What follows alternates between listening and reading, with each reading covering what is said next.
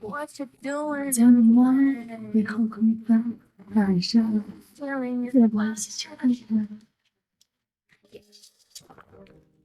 哦，竟有此奇事啊！那本官可以去吗？大人，那您看我们集团的审批能通过吗？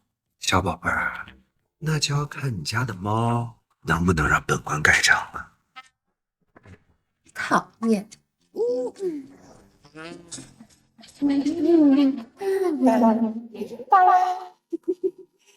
大人，啊！哎呦，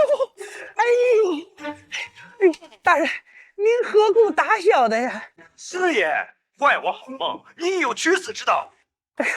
大人，小的是犯错了。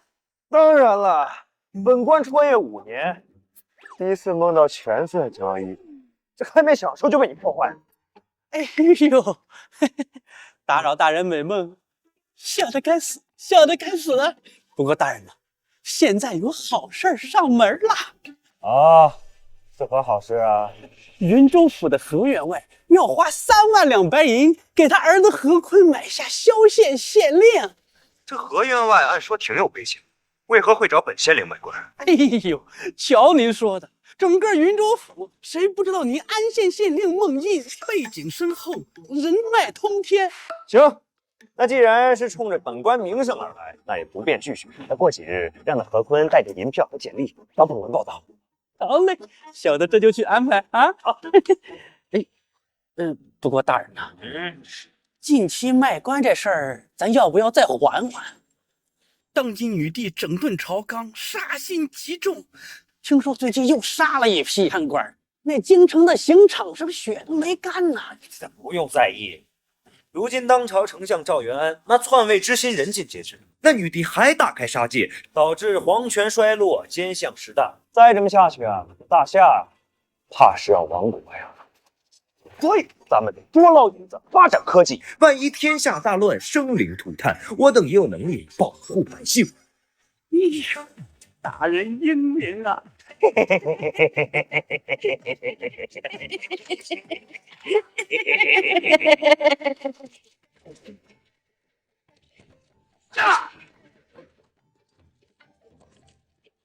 皇姐，为何突然微服私访啊？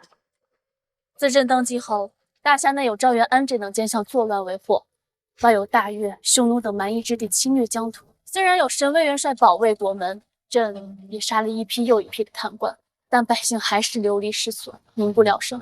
所以朕打算亲自到民间寻找治世能臣，重振朝纲。可微服私访，为何来这云州？因为这些年唯有云州粮食多产，税收稳定，无冤无灾，定是有能臣之理。明白了。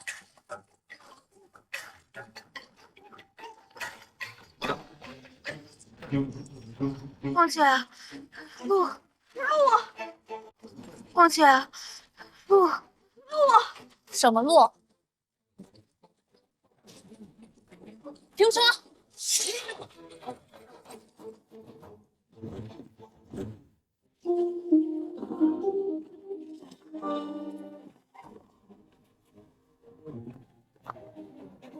而且这一路如此平整，到底有什么修建的？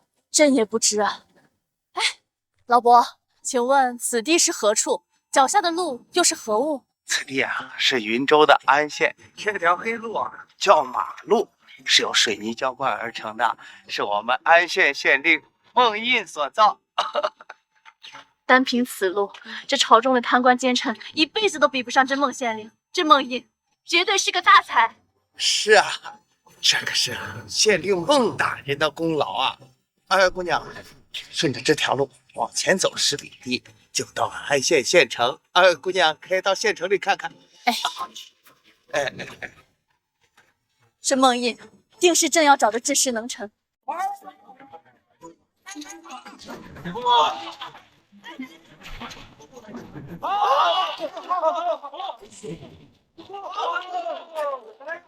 皇姐，说是县城，堪比京城繁荣。观此地百姓面色红润，必定是安居乐业，生活富足。这孟印当有丞相之姿。是啊，那个赵元早就该下台了。好多好吃的！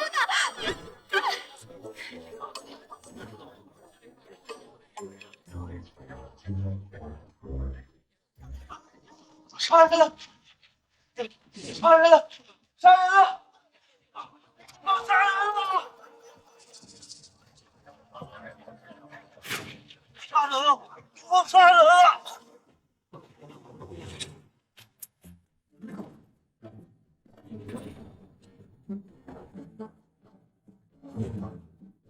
张三敢抢我花二娘的天赋，那你拿命吧！给老娘打！大胆！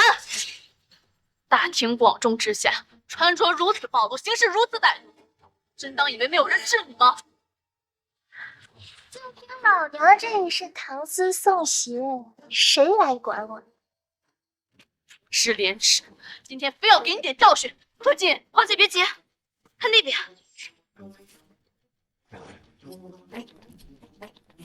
大胆，给我封锁赌场，把这个官二娘押送至官府，等待判案。赌场，我跟你们孟大人有交情。给我走！不错，不愧没有包庇花二娘，想必这梦印定会关停赌坊。关停赌坊？说笑呢，这赌坊可是孟大人入股的。你说什么？你说孟印是贪官，可有证据？这有什么证据？这安县的青楼、赌坊、酒楼，哪一样不是孟大人入股的？哦，对了，还有这孟大人建的工厂、修的马路，都是为了赚银子。这历朝历代还没听说过有哪个贪官能比得过他。散了，走吧。原以为这孟印是治世能臣、丞相人选，却没想到竟是一位人尽皆知的大贪官，真是留你不得了。皇姐，这有点不对呢。若孟印真的是贪官，百姓对他应该恨之入骨才对。可我跟他们都不在意。那又如何？只要是贪官，一律杀之，绝不能让霍乱根源活着。可我总觉得有问题，不如先去看看孟印断案之后再说。也可。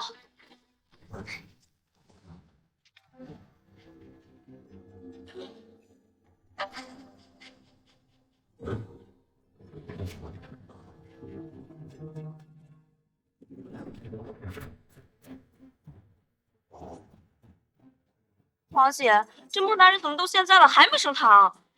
荒谬，实在荒谬！朕每日3更起床，朝廷大臣5更早，结果这小小县令直到晌午才升堂，这符合大家律例吗？对，太过分了，忙死我了！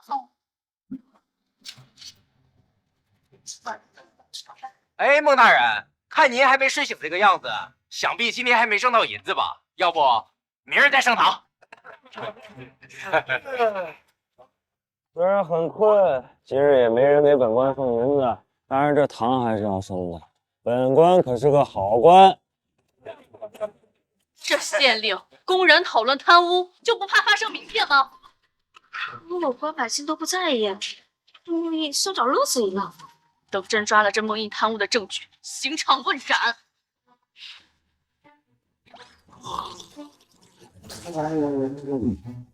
现在本官清醒了，升堂！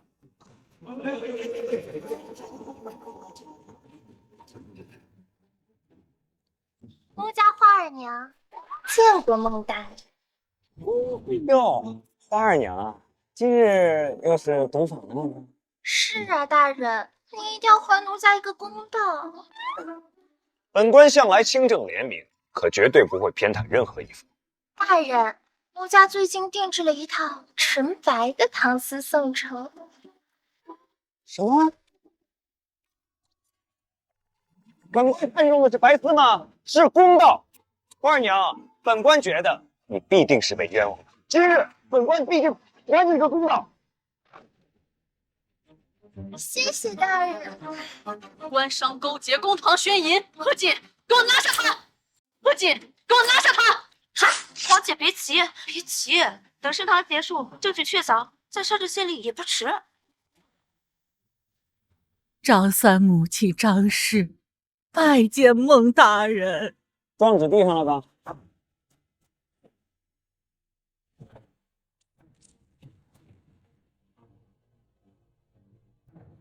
这状纸本官看完了，毒坊殴打张三致死，仵作尸检，轻伤12处，头部1处致命伤，人证物证俱在。花儿娘，你是否认罪啊？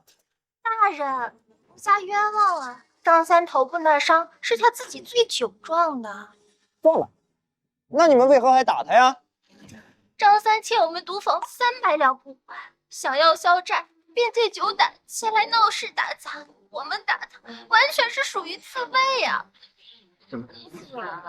是花二娘，颠倒黑白。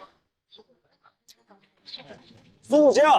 花儿娘啊，张三借钱不还，可否有借条啊？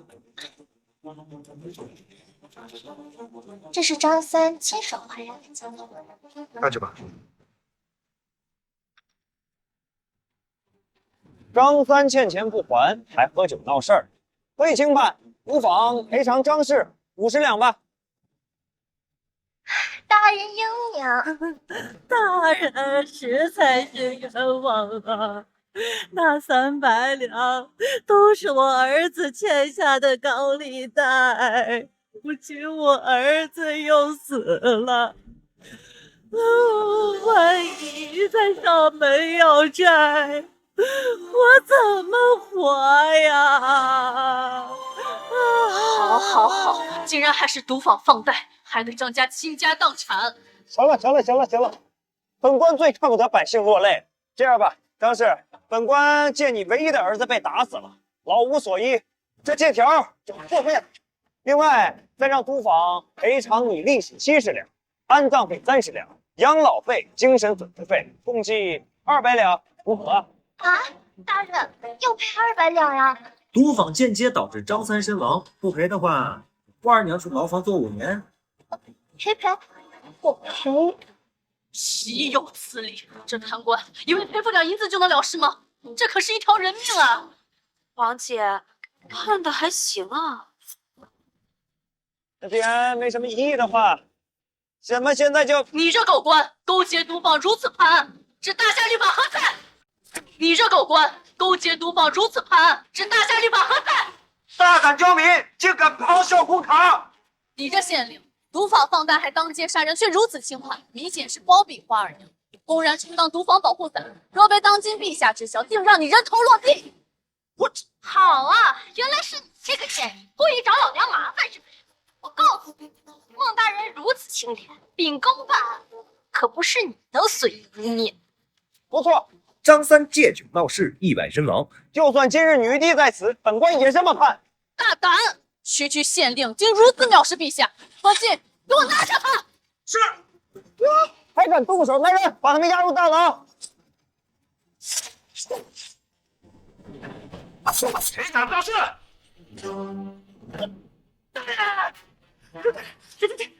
这是皇家令牌呀！什么皇家？孟大人，我等乃是来自京城的皇商，这位是我姐姐。哎，走，下去！原来是黄金罗器啊！怎么不早点说？本官好给你们备茶。是。孟大人，你人还怪好嘞。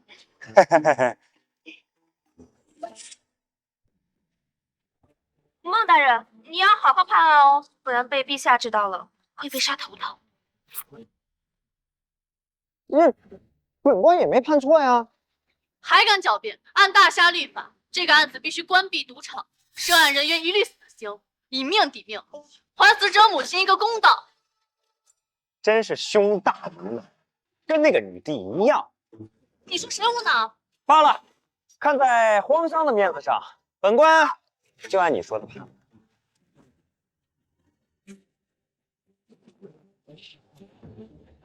本官宣判，毒坊放贷，当街殴打张三致死，花二娘以及毒坊涉案人员一律死刑，明日刑场问斩。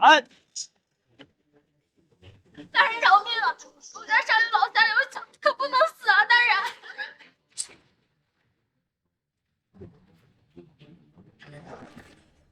贵人，张氏亲戚，恶人自有恶报，你不用谢我。非也贵人，能否维持孟大人原判，你儿子身亡，这县令却如此轻判，你不应该恨之入骨，为何还要维持原判？贵人，你有所不知，我那个儿子本来就是个泼皮无赖，不忠不孝，他败光家产，还借高利贷去赌博，如今打死了，对老身来说也是解脱。但老身后半辈子老无所依，身无分文，这壮志钱还是欠着的。按孟大人所判，得到赌房赔偿，对于老身来说是最好的办法了。可他是贪官啊，如此轻判，只是为了包庇赌坊。孟大人就是个好官，这么判就是最好的结果了。就是啊，这张三本就是泼皮无赖，人尽皆知。张氏拿了200两，后半生养老不好吗？放到其他地方吧，10两银子都拿不到。你们都不能侮辱孟大人，他可是把我们百姓都放在第一位的，你说是不是啊？就是啊，说得好。姐，这孟印好得民心啊！这赌坊背后明明是这贪官，为何百姓却不埋怨他？说你无脑还不信，非要查，这下被打脸了呗？做人要学会变通。那个姐，别说了，不然会引起民怨。既然无人有异，那维持原判，花儿娘赔偿张氏200两，被告与原告和解，就此结案。多谢孟大人。退堂。哎呀，大人你慢点，这王八蛋累死了。走，辛苦了。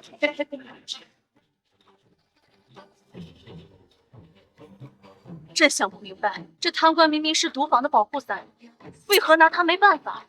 王姐，我也想不明白，不如就让他。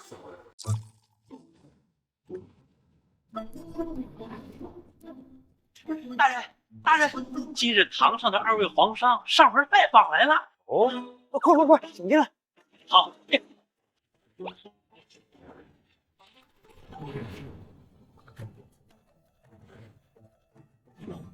见过2位皇家小姐，还不知道如何称呼呢？夏清瑶。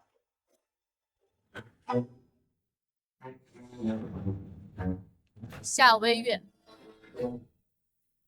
名字真好听，走。不知2位姑娘找本官是有何事啊？大人，今日赌坊之案，我们2姐妹略有不解，可否解惑？这有何不解呀？你如此包庇赌坊，就不怕陛下杀你吗？杀我？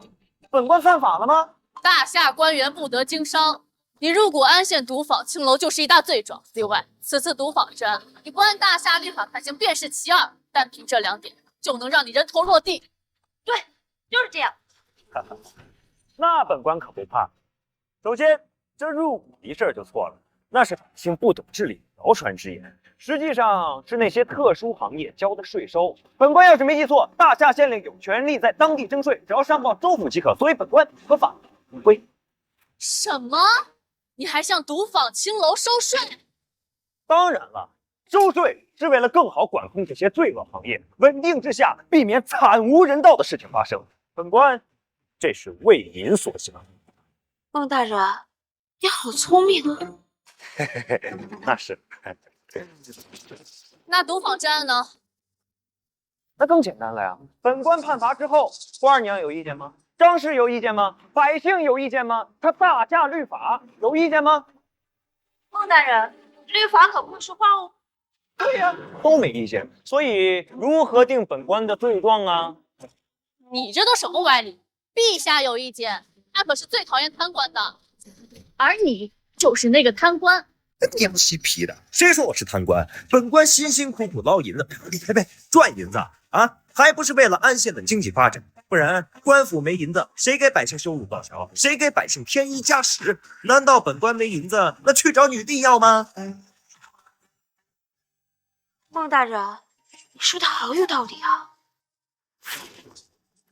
哎，不过说起这贪官啊，本官觉得当朝当仁不让。什么？你说女帝贪污？对呀。那个，听说这女帝还为择婿遇到了欲求不满的年纪。去年大夏户部拨款20万两银子建立大夏藏书阁，这女帝啊邀请天下才子入阁，您猜怎么着？那些才子那可都是精通六域、气血旺盛，且我入阁3天出来之后啊，这个面色苍白，脚不浮肿，你简直被榨干了呀！你说这女帝啊，拿着户部拨的银子，公然白日宣武，岂乃贪污之典型啊！你找死！哎，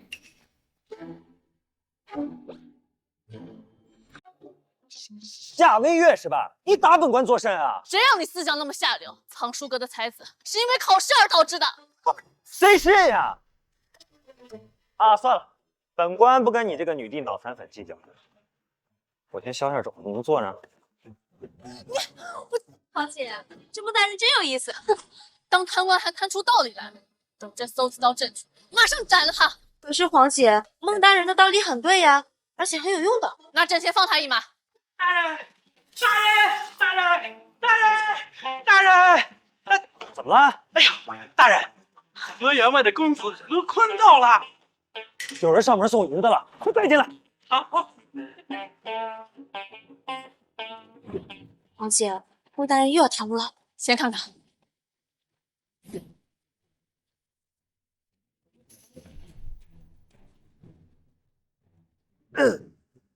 何坤拜见孟大人，家父何员外命我前来上任。哦，东西带了吗？带了，3万两银票和您要的简历都在这。怎么上任？这2位是？哦，喂，本官朋友，既然这银子交了，那这郊县县令便是你的了。岂有此理！王爷，你竟敢卖官！你这女人又犯什么毛病？本官卖个县令而已。贩卖官职，按大夏律法当论死罪。我现在就带陛下斩了你！姐，别激动，别激动，这里面有问题。请要住口！人民官员乃朝廷之权，岂能任凭这县令贩卖？这陛下何在？姐，你自己都说了，他只是个县令，他又有何资格卖其他县的县令官？好像是有点道理啊。其他县令自然是没有这个本事，但是本官别说县令，就连是知州都敢卖。什么？你竟如此猖狂2位姑娘，孟大人位景滔天，在这云州，他举荐的人，任何官职都能卖。胡扯！除了皇上，就连这云州太守也不可能有这卖官权利。难不成他孟印还能大过陛下不成？若真要比起来，在这云州，孟大人说的话的确比皇上说的算。大胆！你可知你在说什么？孟大人，他这不用在意，这女人刚才就已经一炸了。不过你们要想看看本官实力，本官今天就满足你们。好，好，好，我倒要看看你孟大人的本事。王太守到！哎呀，嘿嘿，姐，这王毅好像是上任吏部尚书吧？不错，若非他得罪那奸相，岂会被贬成云州太守？见过王太守，还麻烦您亲自跑一趟。不知孟大人找本太守所为何事？这位是何员外长子何坤，想要求得萧县县令一职。您看，就这点事儿啊？任命书拿去，官印已经盖好，内容随便写。那真是多谢王太守。哦，两位大人真是胆大包天，如此买卖官职，就不怕陛下看见吗？就你坐这儿，本官还告诉你呢，就算今天陛下在这儿，这官我照卖。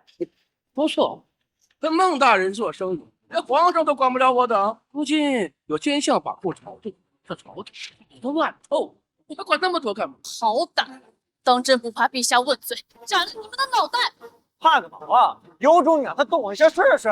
不错，皇上要是敢动孟大人，云州就敢垮在这大夏。大胆王毅，你可还认得我？您是？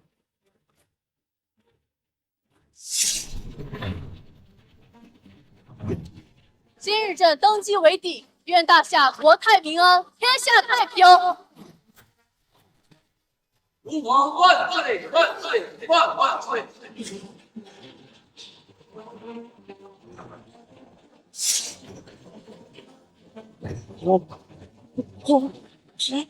王太守，您抖什么呀？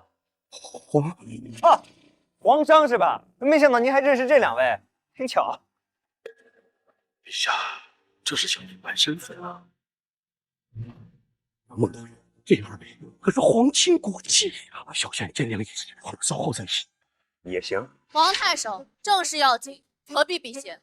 本座刚才听何坤说，这孟大人背景通天，什么官都买得到。难道这背景通天的背后，就是你这太守不成？王太守，咱就卖个县令，你怎么还跪下了？大人，别吵了，讨论下去，陛下知道我们两个就得土地了这。咱可这是按规矩办事啊，有什么好怕的？大胆王毅，这萧县县令，你是卖还是不卖？卖。哎，王毅，你身为上任吏部尚书，掌管天下官员任命，若非得罪赵元安，岂会被下放成太守？难不成你已经忘了吏部是如何惩治贪官的吗？被奸相所害，这官更是要卖。放肆！你还把陛下放在眼里吗？够了，来，夏委员，别整天陛下陛下的吓唬我和王太守。好，好，好。我说你孟英为何如此胆大包天？原来是你们云州府上下蛇鼠一窝。既然如此，那就等着陛下前来问斩。大人，你一个女帝脑残粉，真当本官会怕吗？我还告诉你，今天就算女帝亲至，这县令本官照卖。而且到那个，别说县令了，3公9卿6部尚书，本官照卖，就连皇位本官都敢卖，你信不信啊？孟大人，你好牛逼啊！好，好，好。本以为你这县令只是胆大包天，没想到这是失心疯。你以为女帝会配合你卖官不成？没有买不到的东西，只有出不了的价格。并且本官这样做完全不怕女帝追责，因为本官做的一切都是合法合规的。官商勾结，受贿3万两卖官，你跟本座说是合法合规？不错，并且这不叫买官，这叫能人取贱，这符合大夏官场运值条例哦。你的意思是，这何坤是能人？当然了，我们坤可是很优秀的。来，坤，把简历拿出来给他们看看。来，看看啊，这上面可有他的介绍。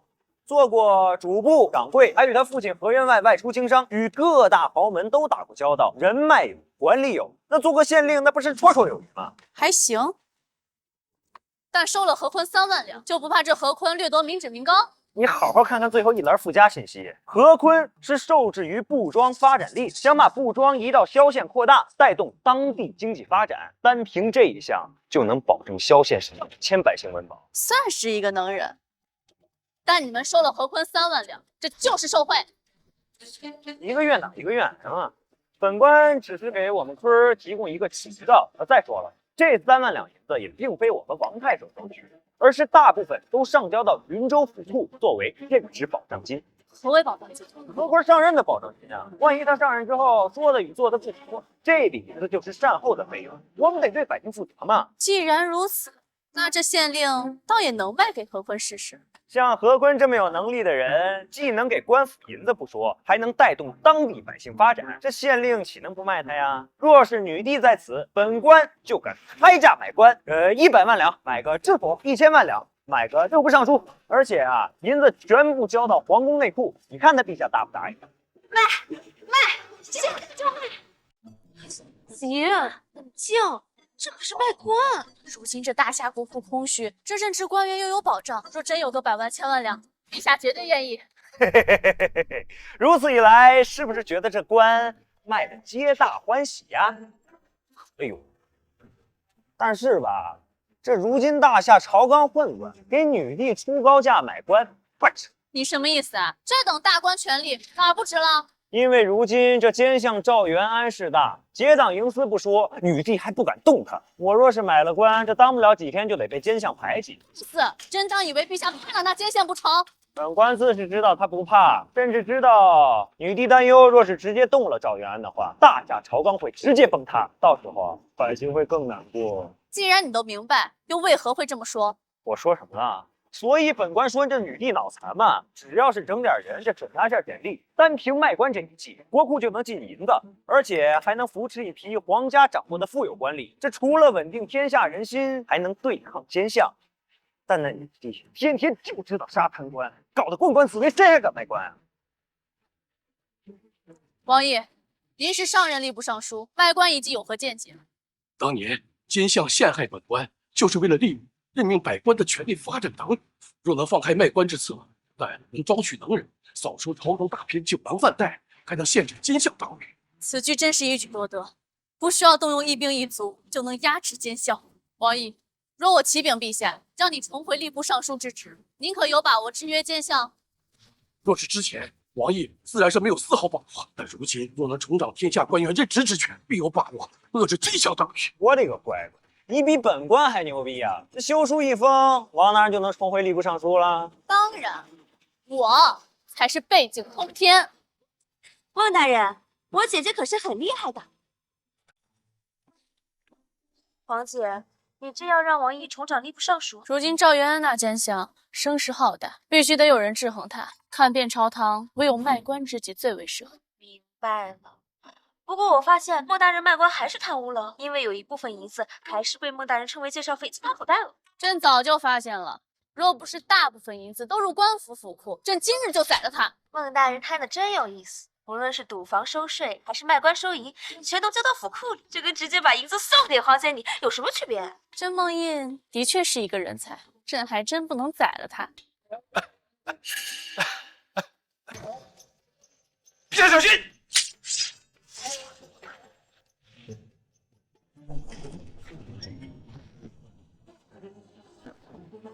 目的是多么多么寂寞，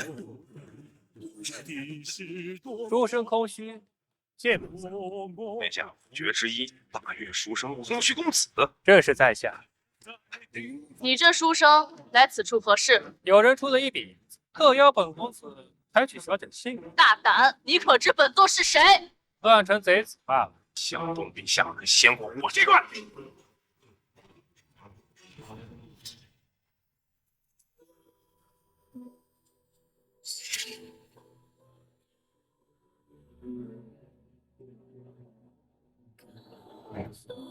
看闻空虚公子无论走到哪里，都有4大美女追随同行，难道？美人儿，跟3位打个招呼。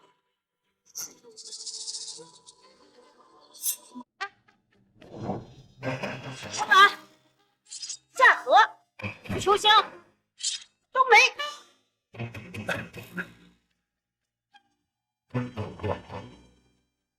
4大美人铜筋铁骨，刀枪不入。今日就算只有千军在此，也能取尔等谁手。3位还是乖乖留下妻子啊！陛下快走，属下吃了这群斩杀时间。该死！别让朕知道谁是幕后黑手，否则杀个十足！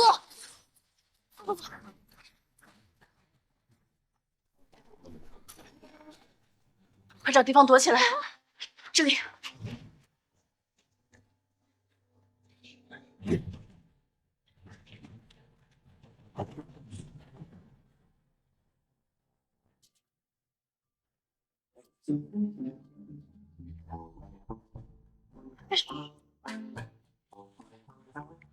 夏雨，你好骚啊！哎，你大半夜钻本官被窝还不让我说，我说我。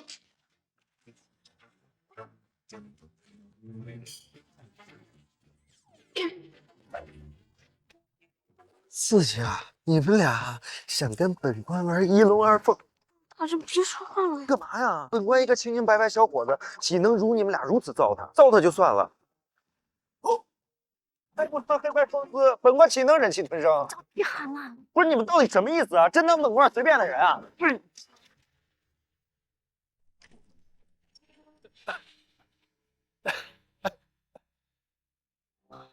都这么表了，现在完了！你我杀我！不是到底什么意思啊？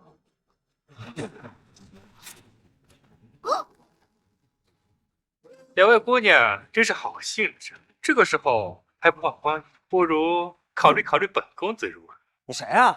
本座空虚公子。我看你是肾虚公子。是空虚，不是肾虚。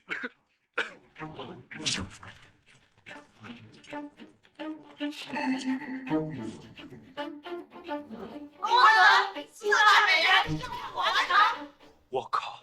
你从哪儿拔的刺客老头？找死！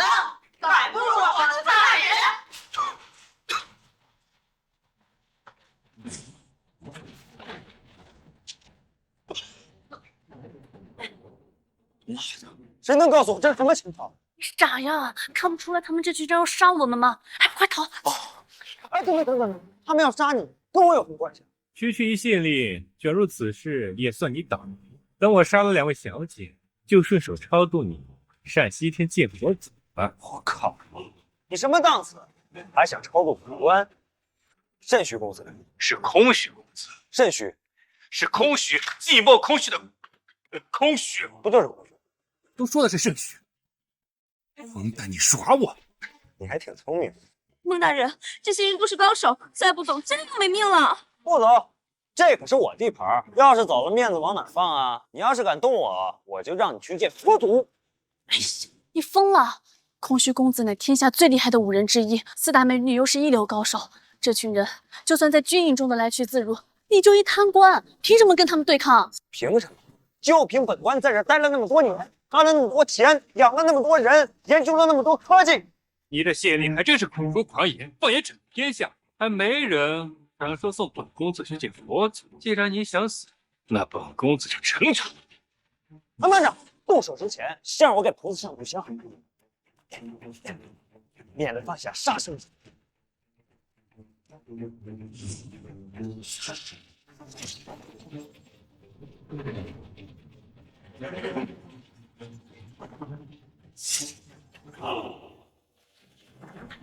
你这县令身披袈裟，难道信佛？当然，本官天天拜佛烧香，并且还有菩萨赐予我的保命佛器。本公子走天下名寺，拜访众多高僧，还从未听过佛祖赐下佛器。哈哈哈！他们没有，不代表本官没有。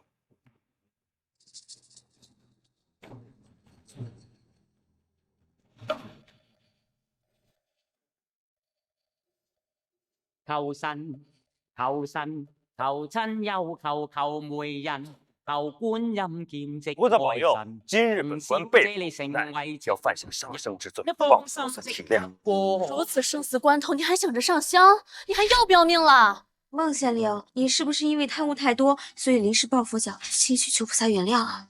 瞎说什么呢？本官的银子赚的是坦坦荡荡的。好了，菩萨已经允许我动手了。哈哈哈哈！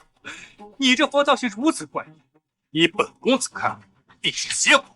本公子还是送诸位上西天吧。想送本官归西，肾虚公子，你可听闻南无加特林菩萨？何假的？本公子未曾听闻过，孤陋寡闻。此等菩萨连本官都要敬畏，本官手中的加特林便是菩萨赐予我的护身佛器。就凭这堆破铜烂铁，也敢自称是佛器？你懂个屁呀！真正的佛器不在外观，而在内蕴。此物名为南无加特林，一息3600贯，就算面对千军，杀人也如草芥。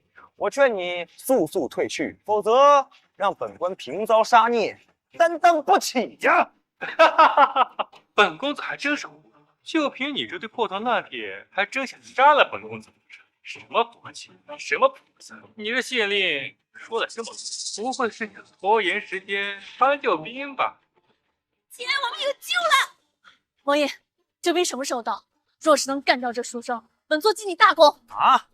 什么救兵？哪有救兵？就这几个人，本官一个人就能干掉了。那你凭什么能干掉这群人？4大美人可是刀枪不入的。什么年代了，功夫好有个屁用啊！姐，我还这么年轻，要死在和尚手上了吗？蒙毅，本座认识你，真是倒了8辈子血霉。 4大美人听令，杀了他！下下！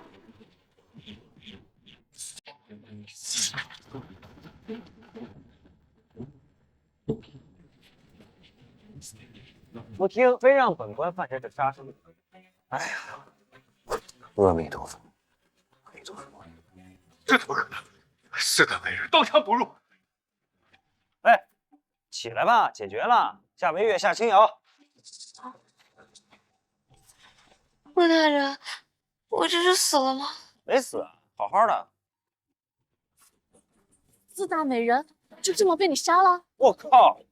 我南无加特林，一袭3600转，哪个碳基生物能挡得住啊？这可真是可敌千军的佛器啊！我甚是喜欢。你卖不卖？不卖。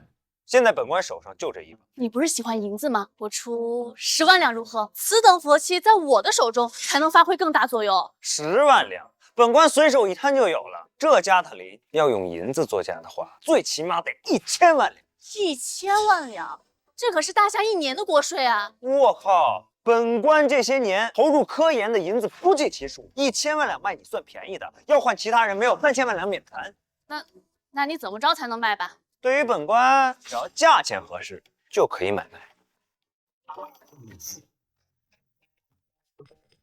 要不然，我把青瑶嫁给你。姐，你干嘛呢？大胆！你竟然敢挑战本官软肋！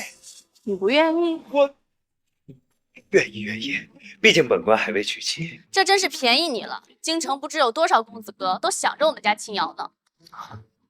那这加特林也不用买了，就当娶青瑶的聘礼。一言为定。不行，我还没答应。夏青瑶，微月是你姐姐，能够代表你的长辈，所以从此以后你就是本官的老婆了。不行，孟大人，我姐瞎说的。没瞎说。笑死人！你们当本公子不存在了，看着本公子的面长期说爱。怎么把你给忘了呢？肾虚，你要不要出个招，试试我这加特林的威力啊？本公子今日痛失4代美人，悲痛欲绝，不宜再战。今日先留尔等一命。人呢？想跑？出去！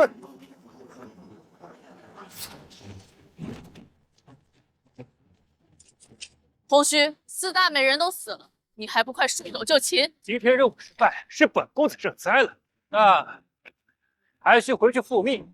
肾虚，你跟谁复命啊？这就不方便透露。空虚，你若识相交代出狱后之人，我还能饶你性命；否则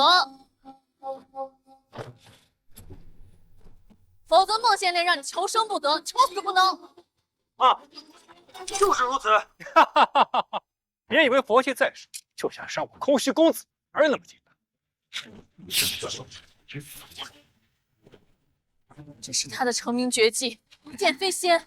我靠，还会飞！孟县令，来日你入我加特林办生，本公子必许你下水人头。好，今日是留不得你了。等着，有种别跑！哎，你。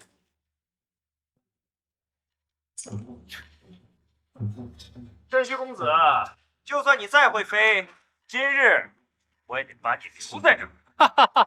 本公子的轻功顿足，独步武林，就算你有加特林，也伤不了我。那本官今天就给你这个机会，你飞呀，继续飞！想杀我，痴心妄想！本公子苦练这一剑飞仙30年，今天终于派上用场！哈哈哈哈哈哈！该死，是这么让他跑了，好可惜啊！肾虚公子真是好身手，但你可知时代变了？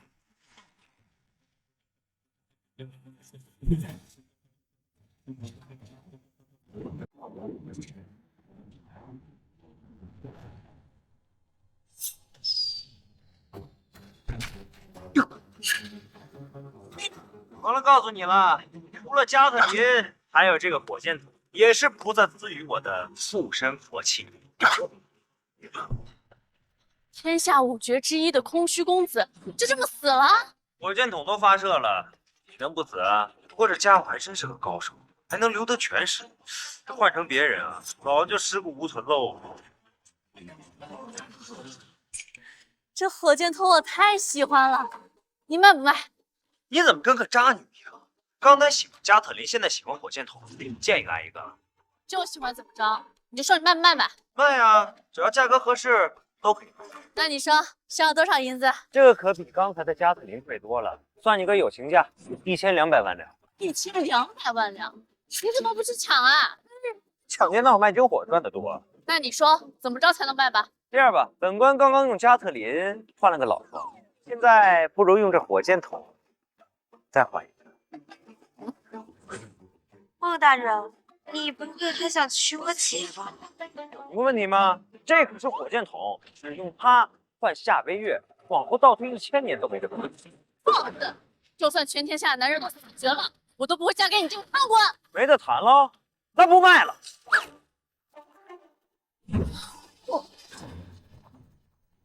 黄姐，孟大人好像真生气了。这家伙实在太放肆了，这样岂能嫁给他？哦，孟大人，再给你介绍几个大家闺秀怎么样？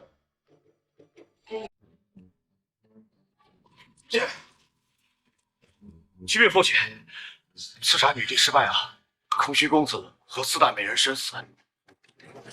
空虚乃天下5绝之一，4大美人更是铜筋铁骨，刀枪不入，千军之中来去自如，为何会死啊？前方传来消息，是一个叫孟英的云州县令所杀。我操！小小一县令，有这本事？哎呀，父亲，情报的确如此啊。说是那孟英有佛气加特林护身，瞬息间便杀了4大美人。空虚甚至施展出传说中的绝学，一剑飞心降头，结果仍被孟英所杀。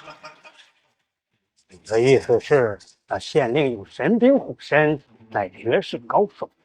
没错，女帝有孟英保护，想要用刺杀手段，绝不可能成功。也有此理。好不容易找到刺杀的机会，竟然被这个小小的县令坏了好事。那个女帝是否还在云州？仍在云州安县。这样，为父记得云州附近有一群土匪，规模颇大，你前去替为父招安，命令他们攻打安县，趁乱杀掉女帝。就算县令有神兵护守，还能抵抗万人大军不成？父亲英明。为父知晓你迷恋青瑶公主，事若成，青瑶由你处置。多谢父亲，儿臣这就前往云州。等等，那县令着实是个变数，以防万一，你去把婉儿叫来。是。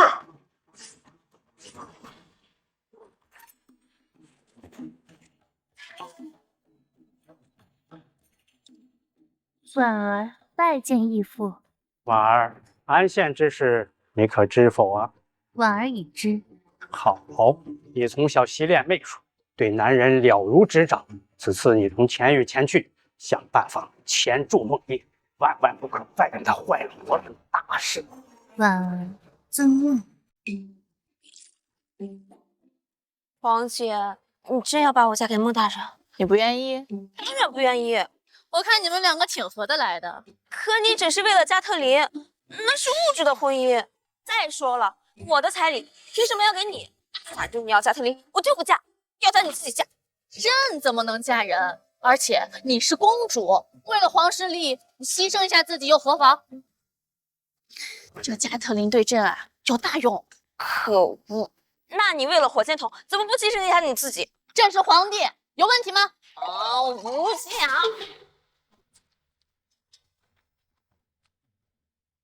见过陛下，见过公主。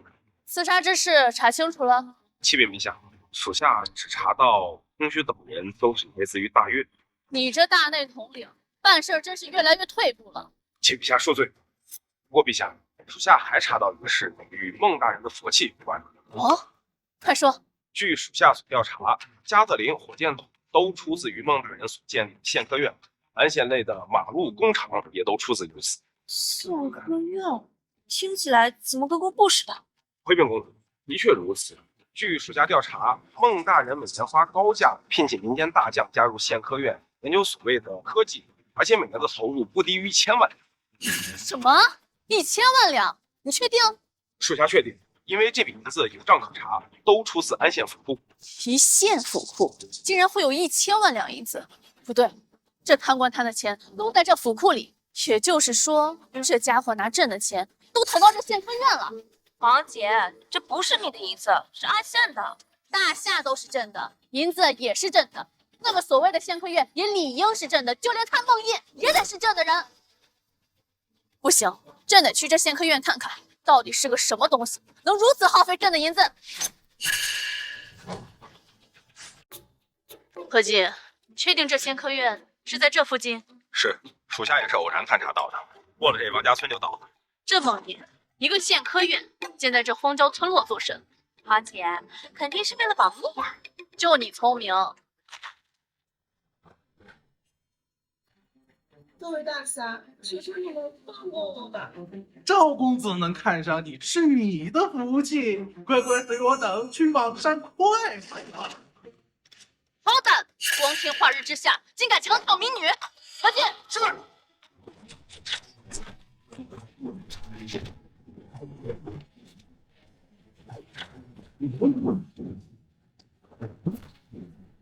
好好好，尽打坏赵公子的好事，等着瞧。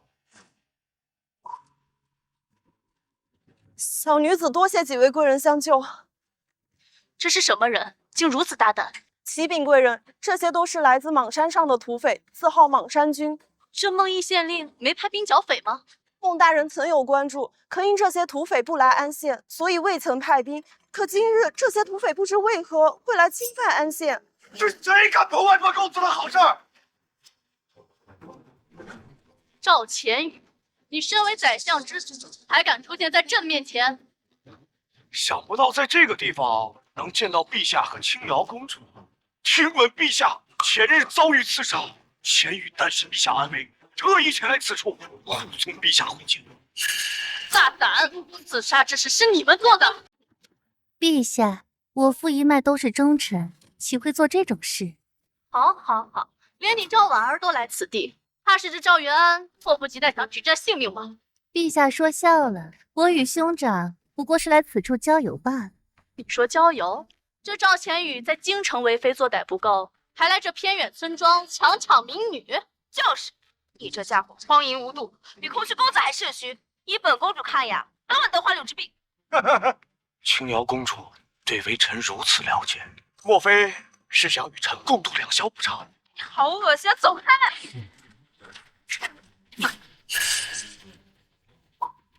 他妈的，敢在本官地盘上挑衅本官老爷！孟大人，江老婆，你没事吧？我没事。你怎么来了？本官刚刚在县科院接到消息，说有土匪在此强抢民女，就来看看。谁要动本公子？我你妈！就你强抢民女啊？知不知道本官是谁？你是谁呀？本官安县县令孟印。原来你就是孟印。你知道本公子是谁吗？本官管你是谁呀？家父赵元安。谁？家父赵元安。再喊一遍。家父赵元安。哦，当朝丞相是吧？怕了吧？本官打就是赵元。卖官卖出还断死路，这和杀吧这种有什么区别？我看你是找死啊！还商量干什么？都给本公子上杀了这个县令！在本官地盘上还能容一般土匪放肆？特种大队何在？特种大队在，给本官拿下这帮土匪！是。陛下小心，这些人堪比属下的大内精英。你没看错，大内侍卫可是千人挑一。属下不会看错，而且他们令行禁止，动辄成军，某种程度比我们更加可怕。难不成这孟印还会统军之法？你们给我等着，本公子一定会回来报仇的。要不是本官没带加特林，谁能让他跑了？孟印，你要小心。那赵钱宇身为丞相之子，却鼠肚鸡肠，睚眦必报。此次来到安县，还勾结了莽山这批土匪，必有阴谋。太好了啊！本官正好有个名头把他干掉了。启禀大人，敌人全部下伏，接下来如何处理？全部修路劳改去。是。带走！这姑娘也是土匪？对。长这么漂亮，怎么能是土匪？本官知道了，肯定也是被强抢的民女。大人饶命啊！小女子是前几日被这群土匪从河州劫掠至此地的。我就说嘛，本官怎么会看错？姑娘姓甚名谁？需不需要本官派人送你回河州？大人，小女子林婉儿父母被土匪所杀，如今身无去处。赵婉儿，你再瞎说一句试试。夏微月，你怎么说话呢？那婉儿姑娘刚才才被土匪吓到，你又吓她？她和赵千羽是一伙儿的。不可能！我若是赵千羽，有了婉儿姑娘，还用去强抢民女，早就快活了。孟大人之恩，婉儿感激涕零，都不知该如何报答大人了。别动她，她就是个狐妹子，贱人！什么贱人？依本官看，这就是一位善解人意的好妹妹。来，婉儿姑娘，如今你身无去处，不如先来本官府上做侍女，安顿如何？不想！闭嘴！难道是你弟怕孟印？婉儿谢过孟大人救命之恩，无以为报，只能陪伴大人左右。殿堂出来收个侍女职了，走，回府。赵婉儿，你到底想要干什么？陛下，别点破婉儿，毕竟你也不想孟大人知道你的身份吧？大人，力道合适吗？再用力一点。大人，为什么侍女要穿这么奇怪的衣服啊？这可是本官特地向花二娘借的侍女服，一套唐丝宋鞋，咱们讲究的就是一个氛围。赵婉儿，穿着如此暴露，真是不知廉耻。孟印，你让她走，否则我和秦瑶今日就回京。啊，微月姐，奴家有什么地方得罪您了吗？就是啊，那婉儿都这么可怜了，你还不允许她有个住的地方吗？大人对奴家真好啊！放心，你是本官的侍女，本官罩着你。谢谢大人。好，好，好，用美人计是吧？秦瑶，给我上！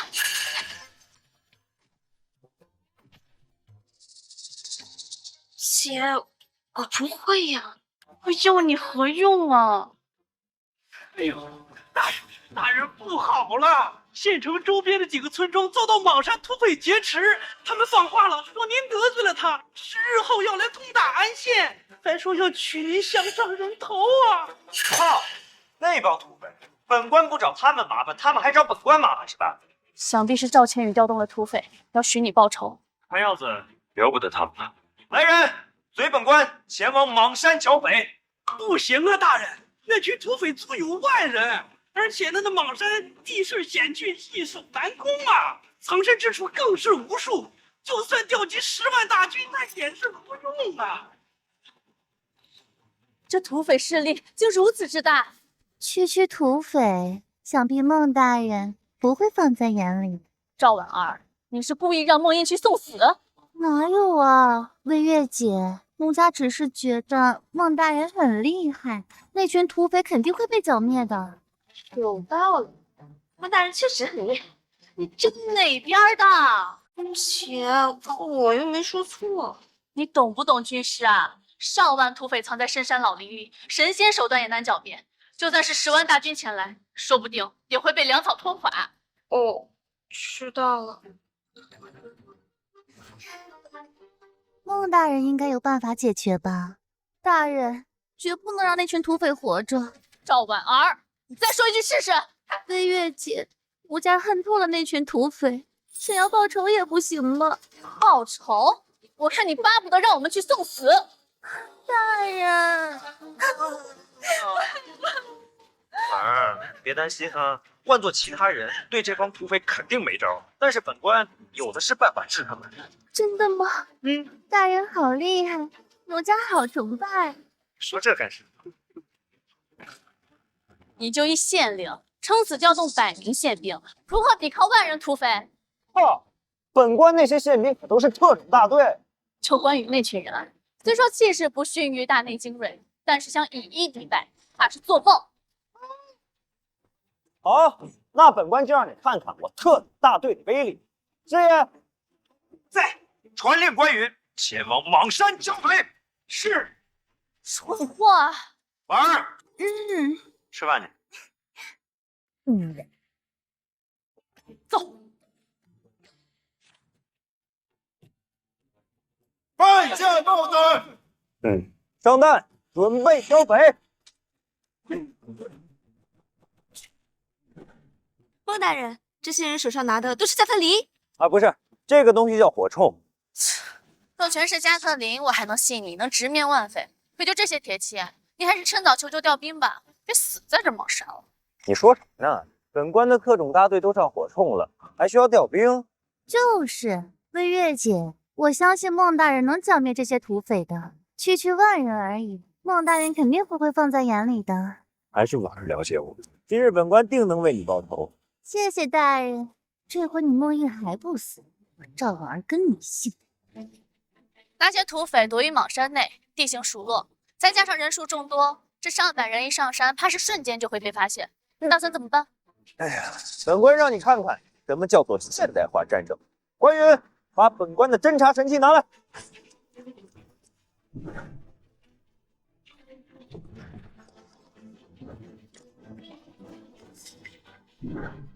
这是什么？这个东西叫做无人机。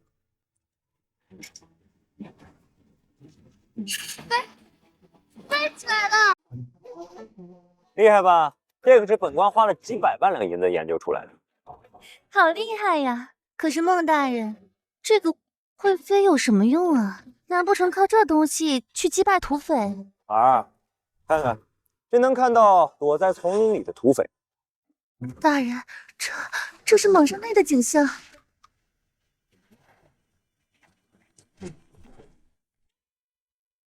那这岂不是对土匪的位置了如指掌？那是，不然怎么叫现代化战争？孟大人好厉害！江老婆，本官厉害的可不止这一点哦。还有什么？这里不方便说，回头你来本官房间，本官陪你慢慢说。该死，兄长危险，这县令手段颇深，我得套出来。大人，除了这无人机还有什么？奴家也想听你细说。赵婉儿，你不准接近孟大人！奴家贱人，再上前一步试试。封印可是亲瑶夫君。那个家事回头再说吧，先干正事啊！当然了，有莽山画面还是不够的，为了行动一致，咱们还得加强通讯。官员，发放对讲机。孟大人，这是何物？这叫对讲机，手持此物的两人能在方圆10里内联络对方，正好覆盖莽山范围。千里传音，这不可能。谁说千里？10里还是没问题。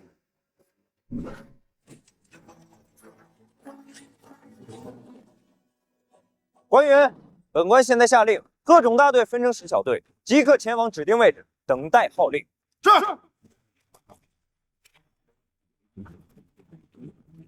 1号小队就位，等待孟大人指示。2号小队就位，等待孟大人指示。此乃指挥神器，行军打仗若是有这东西，岂不是即刻调动军令？所以说时代变了，所有人听令，向指定位置前进，开始交备。赵公子，待本王明日粮草筹备完毕，我就带弟兄们下山攻打安县。好，若大事可成，我必上报父亲，为吕大王赐官加爵。多谢赵公子。不过，本公子担忧那县令孟印会不会趁机进攻莽山。赵公子说笑了，他一个区县令怎敢带兵？何况我莽山地势险峻，易守难攻。就算来10万大军，本王也能守得住。就凭那县令，如何攻打莽山？大王，不好了，安县兵打起来了，弟兄们损失惨重。什么？一群废物！对方人多，不会躲避保县。大帅，前朝弟兄们都死完了，而且都没看到对方尸体。没看见对方是谁，人就死没了。对，死的群那边脑袋上还有个小洞，不知道被什么杀的。难道是加特林？赵公子，什么是加特林？根据情报，此乃加特林菩萨赐予那县令的佛器。此佛器杀人如土狗，一击3600转，就连5绝之一的空虚公子与4大美人，眨眼就被击杀。身上竟有如此利器，那县令岂不是无敌了？大王莫慌，此佛器封印只有1件。我们莽山人数众多，况且利用地形优势，耗也能耗死他。就是这个道理，待本王亲自去。啊！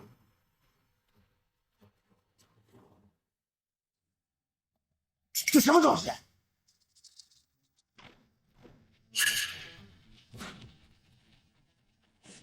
怎么回事？对方人呢？于大王，这蟒山不安全吧？弟兄们会被铐死啊！不如全部下山，先攻打安县，拿人数铐住他们。好，本王定要斩下那安县令的人头。上！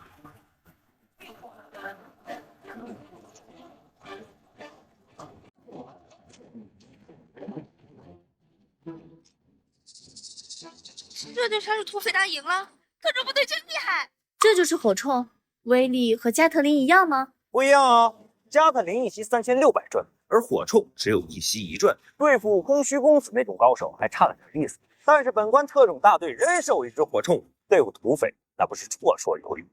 区土匪罢了，怎能难倒本关？婉儿，你说是吧？啊，是，孟大人真厉害。该死的县令，哪来那么多手段？兄长怎么还不出手？哼，赵千羽这回死定了。当然了，本关要把那小子大卸8块。孟大人，这特种大队虽然厉害，但此地还是不宜久留。若等莽山土匪下山，怕是我等都走不了了。赵婉儿，都攻下土匪大营了，你还敢想法找让我等退兵？我告诉你，赵千羽逃不掉。对月姐何出此言？婉儿只是见此地开阔，那土匪又有上万之众，若是下山冲锋，靠特种大队这点人，怕是挡不住啊。就那帮土匪，只会固守顽抗，岂敢放手一搏？他们怎么敢的？完了完了，这回你全死定了！你这乌鸦嘴，快点跑！万一真等上万土匪集结，怕是我们都会死在这儿了。来不及了，婉儿怕是要与孟大人死在一起了。哎，区土匪罢了，就算万人又如何？正好本关一网打尽。你疯了！这里不是莽山，地势宽广，就凭100人宪兵，如何抵抗万人冲击啊？快点跑！他们若能伤本关一根汗毛，本关跟他们死。对，有孟大人在，哪还用跑啊？婉儿就在这儿，与孟大人共进退。站住！杀我莽山好汉，而这还想走？土匪就土匪，还好汉？你就是县令孟烨，今天我就拿你人头纪念我死去的兄弟。你这贼手，本关劝你乖乖束手就擒，接受劳改，否则本关若动起手来，尔等性命不保啊！笑话！想取本王人头，问问兄弟们答应吗？孟烨，别以为有加特林护身便可无忧，看看吧，莽山有数万美男，堆也能堆死你。赵全宇，你乃丞相之子，却勾结土匪攻打县城，这等造反之罪，你爹都保不住你啊！啊？谁勾结土匪了？本公子只是知道莽山好汉与你们有仇，特意前往此地调解恩怨罢了。孟烨啊，你最好识相点儿，乖乖给本公子磕头认错，还能饶你一条小命。否则等莽山好汉全部出动，你怕是连尸首都保存不了完整的了。你可真够无耻的呀！不过既然知道本关有加特林，尔等当真不怕死？知道莽山的本怎么来的吗？怎么来的？就是不怕死，怎么来的？我操！竟然比本关还嚣张啊！真以为你们人多，本关就治不了你们？不就是加特林吗？今天就是天上我张万兄弟的性命，也要全军县令的首级。孟烨，莽山土匪人数众多，士气正旺，此战攻心为上。你快把加特林拿来，配合特种大队的火铳，剿灭1000人后，土匪不会崩溃。啊？那得打到什么时候去？更何况本关也没带加特林。啊？你没带加特林？孟大人，那土匪出来，我等岂不是完了？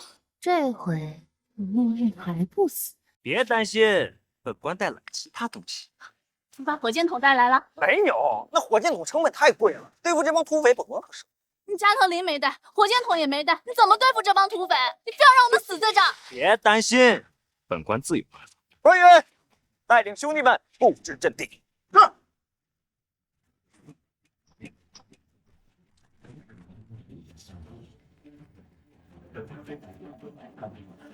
这是什么东西？这玩意儿叫迫击炮，专门对付眼前的战场。你确定这迫击炮能剿灭土匪吗？你就当这是菩萨赐予我的第3件福气。这玩意儿一炮下去，佛祖都超度不过来啊，更何况本官准备了这么多。真的是加特林佛器，快叫我用用。官员，把炮弹拿过来。是。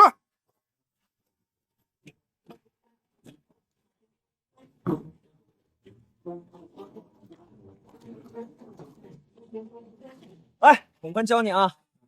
这第一步呢，就是瞄准。你这样吗？对。然后第2步呢，就是把这粗粗的大炮弹放进这个洞里，这一步叫装弹。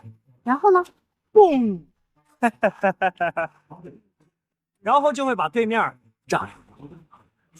敬春瑶，找死！当着本王的面秀恩爱！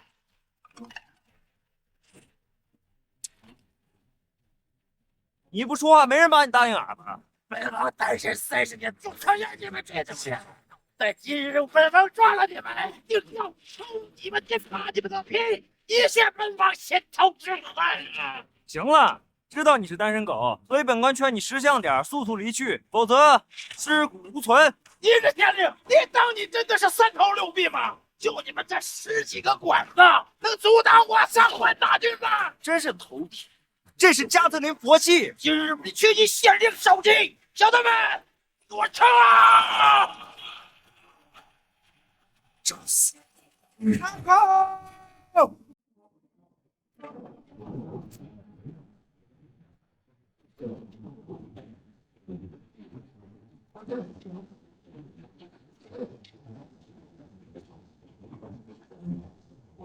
这是什么东西？这是阵法，的确是百条性命。本官说了，这可是加特林菩萨的工程神器。这迫击炮的威力竟比加特林还大，扛上此物，一员便可灭万军。我乃人真厉害，我也来试试。不行，玩假的，玩猪排。为什么姐姐可以，我就不行？那以后背月也不行了。来，好山好汉是吧？今日本官说了，一个也别想走。大王，赶紧跑吧，给你们损失惨重啊！别跑，去梦魇手先生，手刃全了！神经病吧你！这不也就是天庭下凡，其实我的土匪可以对抗的。兄弟们，去！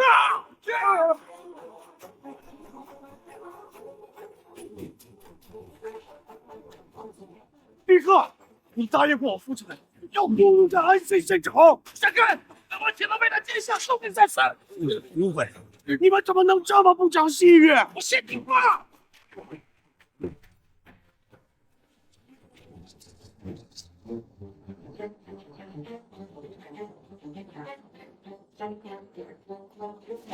就你他妈调戏青鸟！就你他妈调戏青鸟啊！孟县令，你不要冲动，我只是来调解莽生和你们之间冲突的。赵公子，你觉得你说这话，本官会信吗？勾结土匪，调戏青鸟，本官家底求饶是吧？我这赵元安，要让你杀了我！你真当本官不敢杀你吗？勾结土匪，攻打县城，这等造反之罪，救不了你！不，你不能杀我！陛下，我兄长不能死，你得救他。你在威胁朕？非也，兄长可以死，但不能死在孟大人手里，否则我义父震怒，必将置孟大人于死地。那孟大人岂不是很危险？的确，但只要不杀赵千羽就没事。不过孟印正在东路中，怕是不能上了。此事好办，我等3人齐心协力，必能让他回心转意。大人，奴家好害怕。婉儿不怕，土匪都死光了，仇已经报了。大人，原本报了仇，奴家应该高兴的。但奴家刚听魏月姐说，这赵千羽是丞相之子，你若杀了他，当今丞相定与你不死不休。奴家不想离开大人。不错，孟印，赵千羽暂时不能杀，否则赵元安必定会对你安县乃至整个云州恨之入骨。对，我可不想跟孟大人分开。没想到你们3个为了本官的安全如此焦虑。那这赵千羽今日不杀了，回家。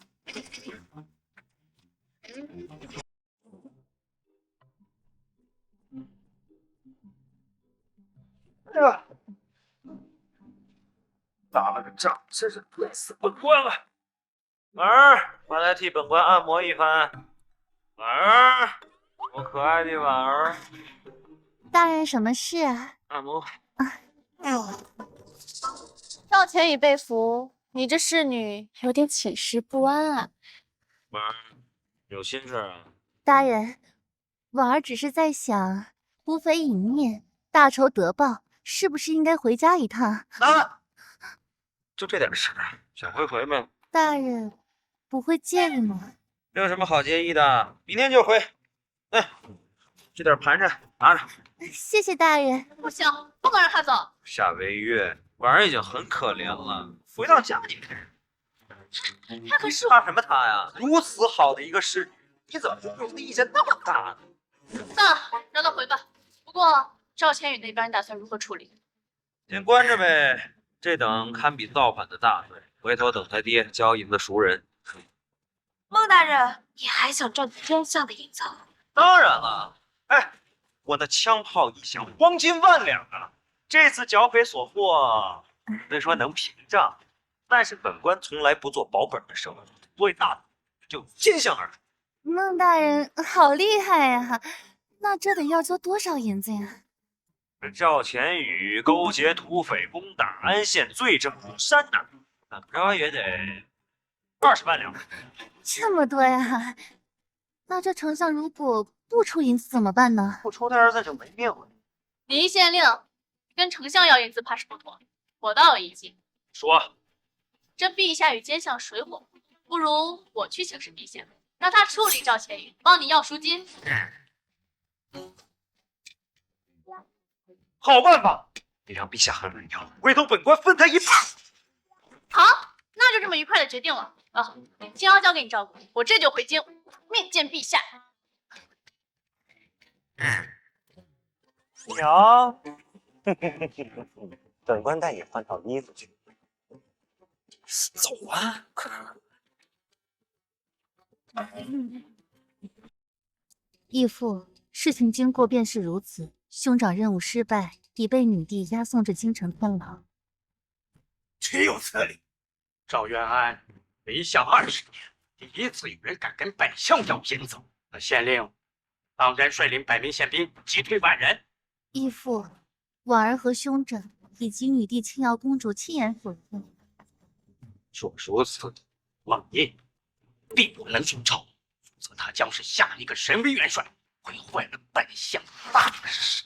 怕是已经来不及了。女帝已动了爱才之心，不久之后便要召孟毅入朝堂。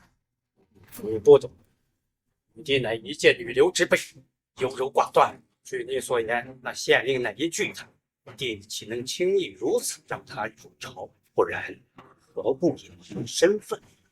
义父英明啊！这孟毅能文能武，属实难以对付。看来本相针对他的弱点动手。那该如何对付？历代贪官从来不会错过灾情。河州之地爆发饥荒2月，本官要河州太守一直封锁，从未上报朝廷。3日之后，我让他放开灾情。河州之地人州相近，孟毅绝不会放过这宗饕餮盛宴。到时候铁证如山，本官要让女帝亲手斩了这个孟毅。义父英明，婉儿这就去办。不过兄长怎么救？只能等女帝提出条件了。千羽不得不救那是赤裸裸的阳谋。这次本相有认栽了，不过本相迟早会让女帝恩回来。天下大乱之后，计划也该启动了。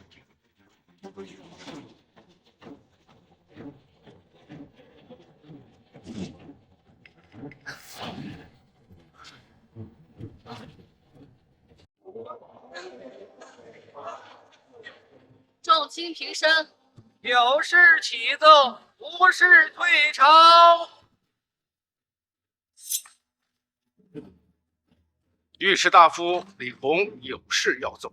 前日为陛下审阅诏令宣银州太守王毅为京，同掌吏部尚书之职，此举怕是略有不妥。有何不妥？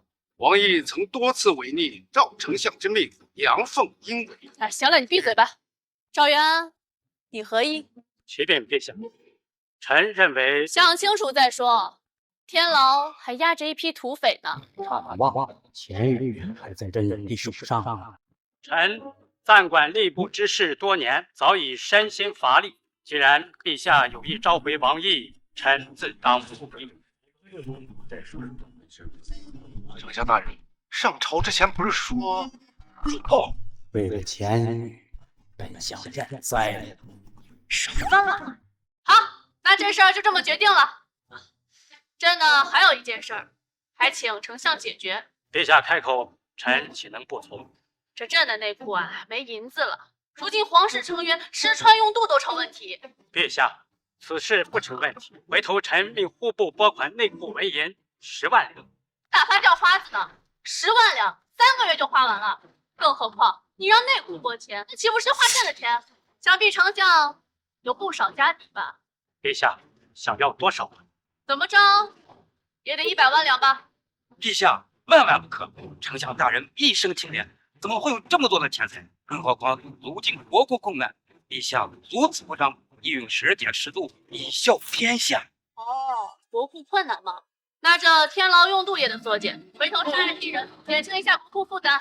且慢，陛下若真要100万两，臣想尽一切办法凑合。不过陛下若还有其他要求，臣便无能为力。丞相大人，今日为何如此放纵陛下？不错，应当让陛下缩衣节食，与国共苦。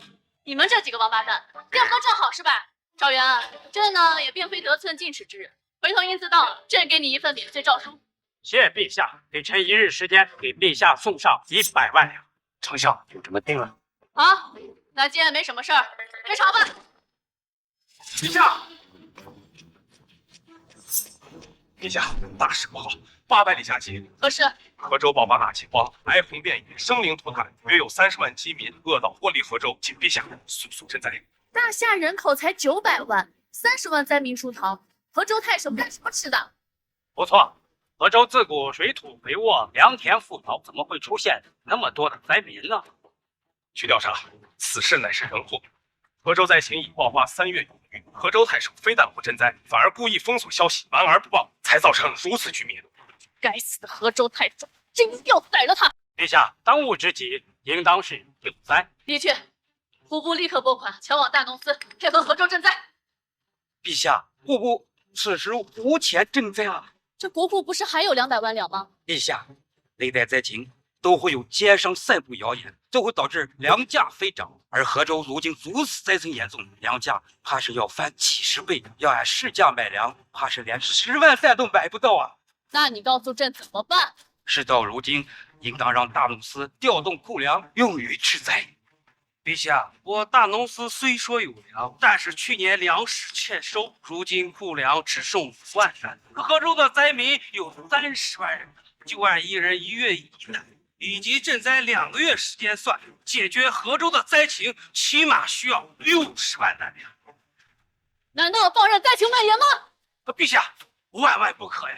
逃荒的灾民数量庞大，这恐慌的情绪一旦扩散到全国，怕是一发不可收拾。7群废物，没一个能解决事儿。陛下，臣倒有一计，或许能解决此事。说。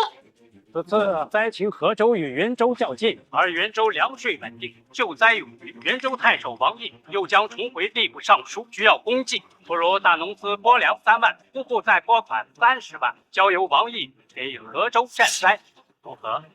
可我户部不得拨款，我大农司负责拨粮。丞相大人英明啊，这灾情的锅就这么甩出去了？这差。这是给皇上树一个立功的机会，他若办不成的话，也入为金。懂。那么面也想好过，向这人让叫见3调。那宣旨，云州太守王毅即刻赈灾。王爷，赵元安这救下冲着云州去了，真希望你和王毅能和他家子在一起。小宝贝们，你们藏在哪儿啊？孟大人，奴在这儿呢。孟大人，奴家在这儿呢。调。可别让本官找到你们哦，否则，嘿嘿嘿嘿嘿嘿。呀，脸蛋真有弹性，脸蛋真有弹性，让本官亲一口。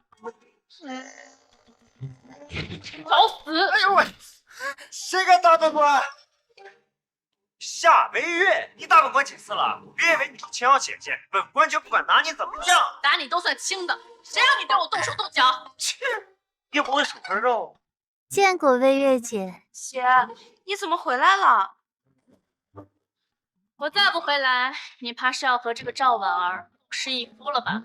哪有？微月姐，我怎么敢跟青瑶姐姐抢大人呢？孟县令，孟县令，出大事了！你啊，办正事吧。怎么了，王太守？河州爆发大饥荒，30万灾民出逃，陛下下旨凑了20万两银子和30万购粮，令我云州赈灾。而且还下了密函，指名道姓，让你入印主持。什么？30万？是让我主持赈灾？是。巴子这女帝不光脑残，还他妈不是个东西！再说一遍，再说一遍！你还不让本官说了？是我建议陛下让你主持赈灾的，王爷只是给你辅助。你给本官添麻烦啊！这么大的坑，被我甩到云州。陛下拨粮拨款了，就那点有个屁用啊！连10日都撑不到，气死本官了！回头我要做个女帝小人，天天在这就是这样的大人别说了，陛下毕竟是天子。喂，孟大人，你不能这么说陛下。还是先想想办法吧。你不准怪陛下，因为这都是赵元安在朝堂上的建议。怎么？这个奸相早知道不放他儿子回去了。赵全宇处理好了，陛下讨了100万两，这是你的50万，拿了银子好好赈灾。陛下果然英明神武，气度不凡。孟大人，你这也太现实了吧？什么现实？有银子就是爹，就是娘。陛下让我和王太守赈灾是吧？必不负所托。合着只要给你银子，什么都能办成？当然，都是小问题，就看银子到不到位了。孟大人，你这是有法子吗？小问题，小问题，别说30万，就是再来30万，本官也有办法。你有什么办法？快说。好，王太守，麻烦您跑一趟，把云州各地同僚全部叫到这来开会。记住，尤其是跟本官买官那些人，一定要来。好，我这就去召集。完了，换身衣服去。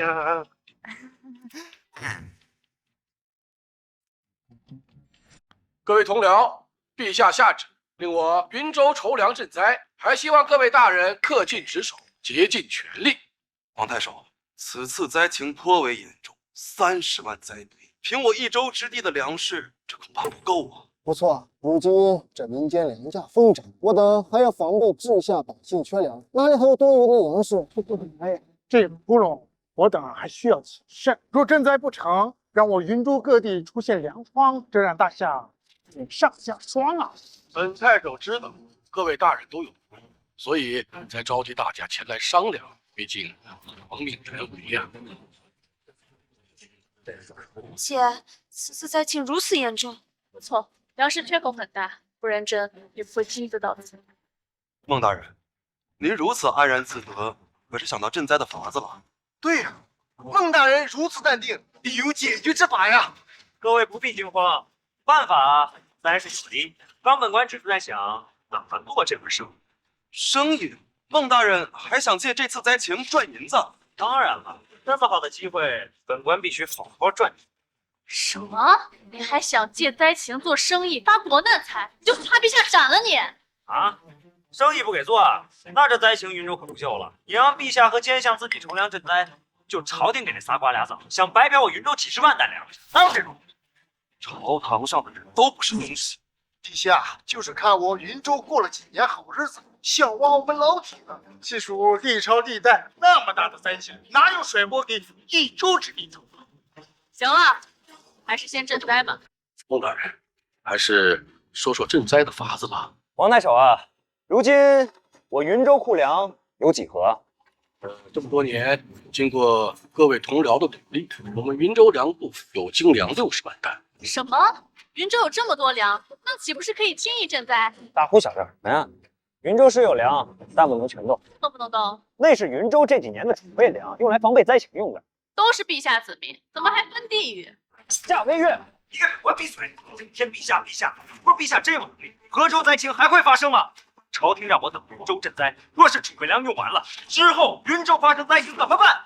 哦，河州灾民你看得中，那我云州百姓就算不是人了。本官是云州的官，只对云州负责。若是陛下不满，那我等关闭城门，封锁云州，让那些灾民去京城找女帝，找陛下。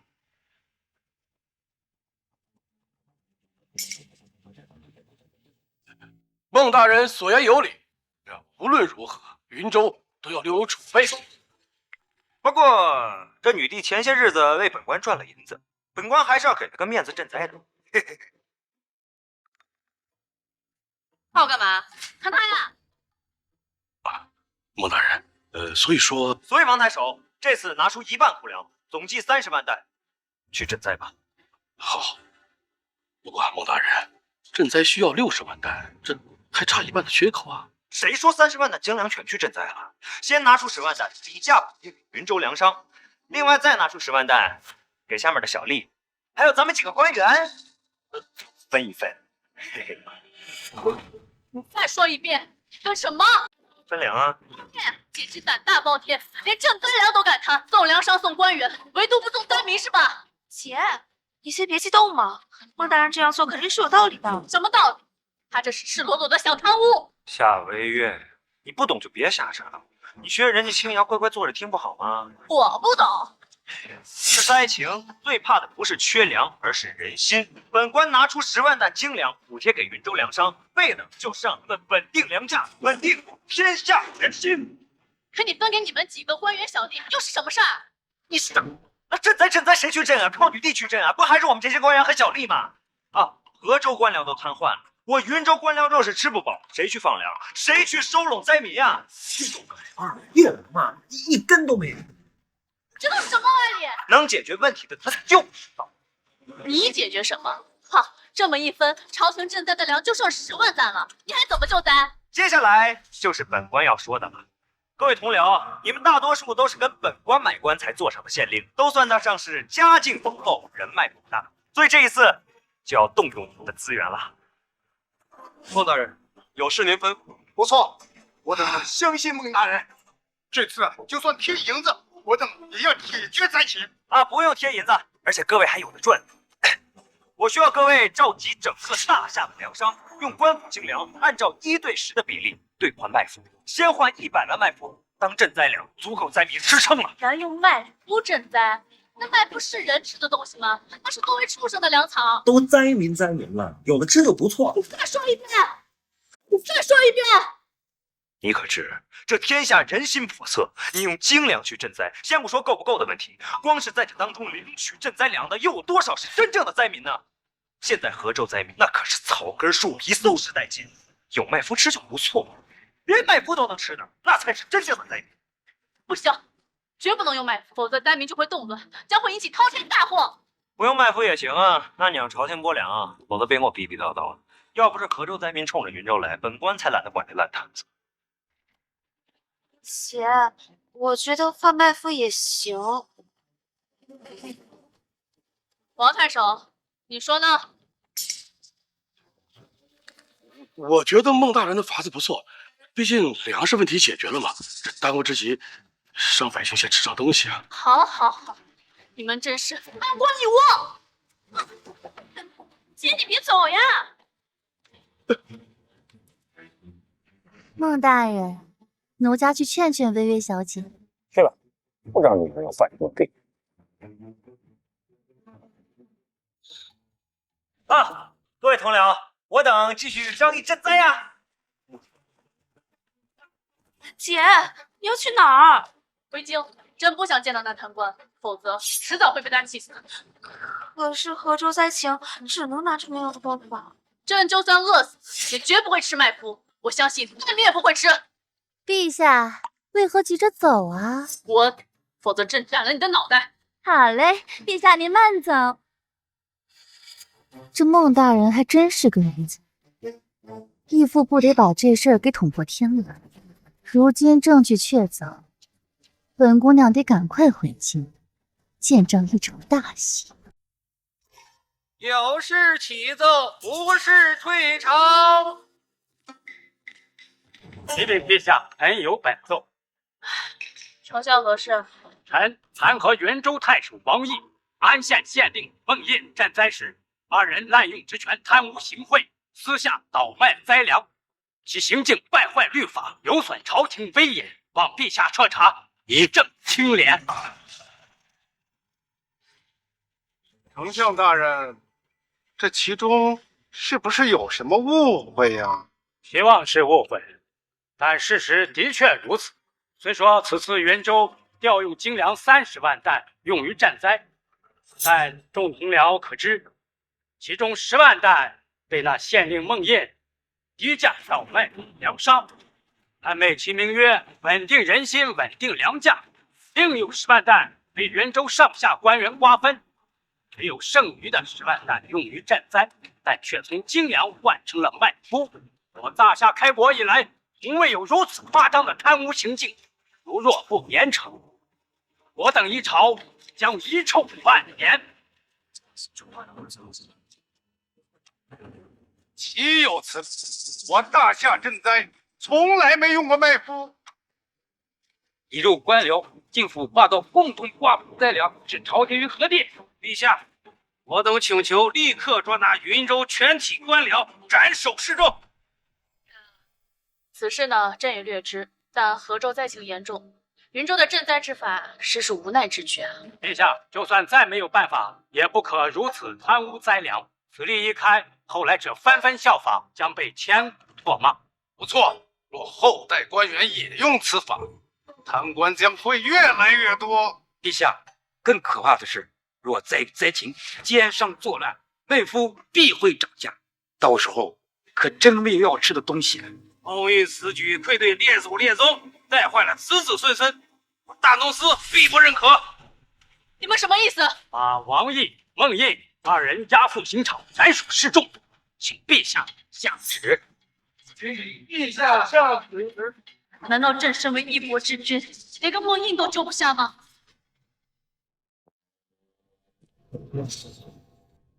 陛下，河州传来消息，灾情平息了。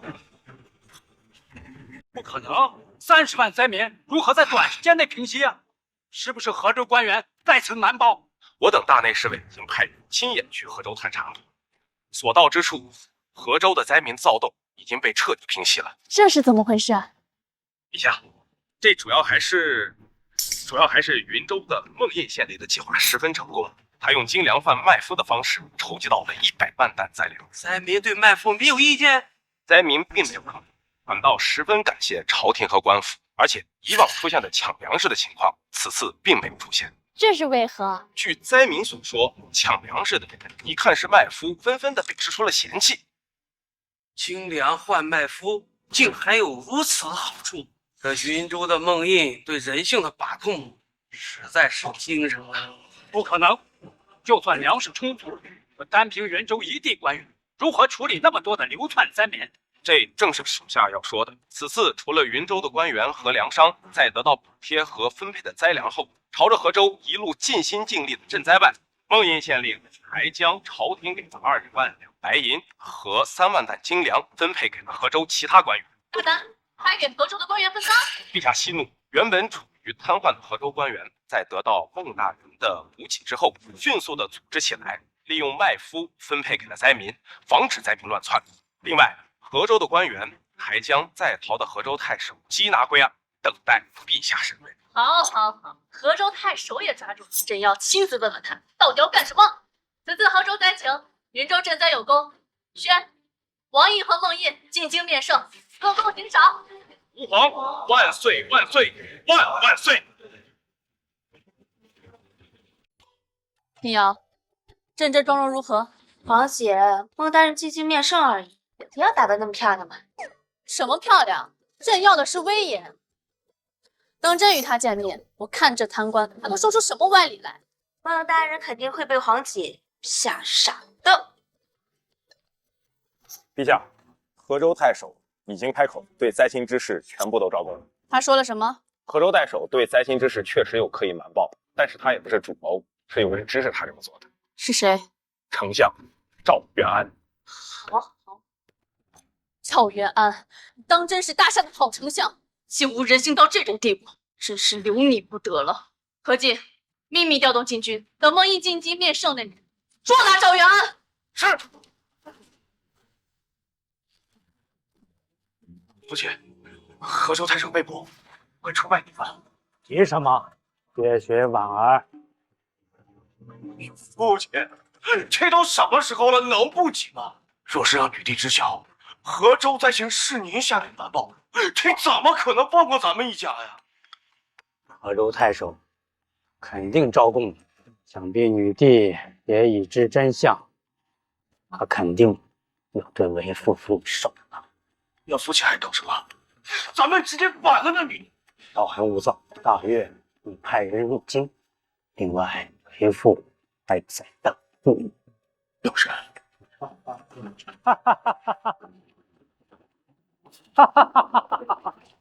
向大人安好。蒋统领，20年前与您边关一别之后，至今未曾私下一句。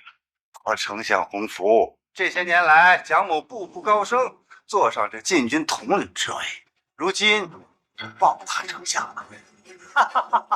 看样子，陛下是对本相要动手了。禁军已经控制了京城，也包围了您的丞相府。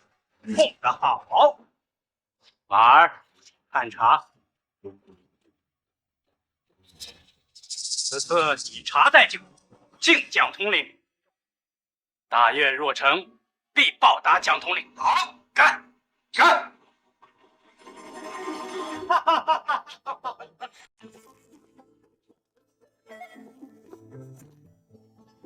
几年过去了，想不到我又回到这金銮殿。恭喜王大人重回吏部尚书之位。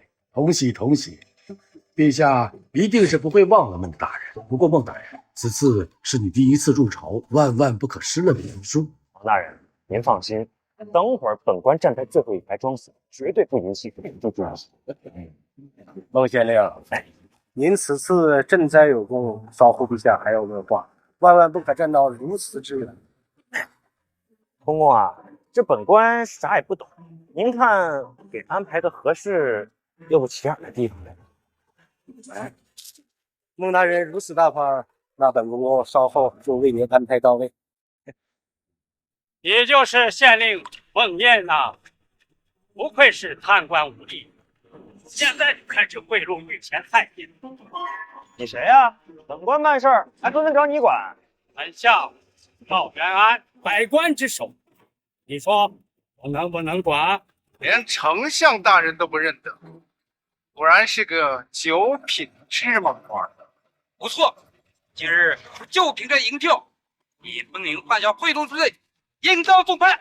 赵元安，我等进京面圣，难道还想全不成？王毅，就算了，这区县令有何资格进入朝堂？何况犯着这贿赂之罪。赵丞相，本公公虽为御前太监，官职也没您大，但是你们可如此污蔑于我？啊，你说手中的银票作何解释啊？哎，这银票是王公公调的，归原主，有问题吗？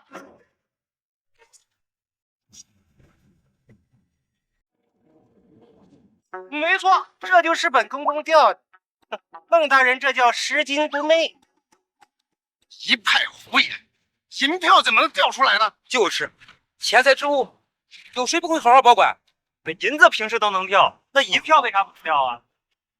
好，你孟印果然贪污有道，百里频出。但是无论如何，你就是如何贿赂，你也入不得这金銮殿。一个小小的县令，有何资？稍后我等会启奏殿下，定你问您这贿赂之罪。孟大人进京面圣，论功行赏，陛下圣旨，3位大人怕是无法阻拦。3位大人，你们如此打压孟大人，可别怪本尚书回头踩你们一本。王爷，你的尚书之位还未下到。啊，停！能不能容本官说两句啊？两位大人啊，你们是否要弹劾本官这贿赂之罪呢？不错，本御史亲眼所见，岂能有假？没错，本尚书也最看不惯你们这些贪污的手段。可这银票，那的确是王公公掉下来，而且我怎么看，两位大人上前的时候，好像也掉了点东西。哎呦，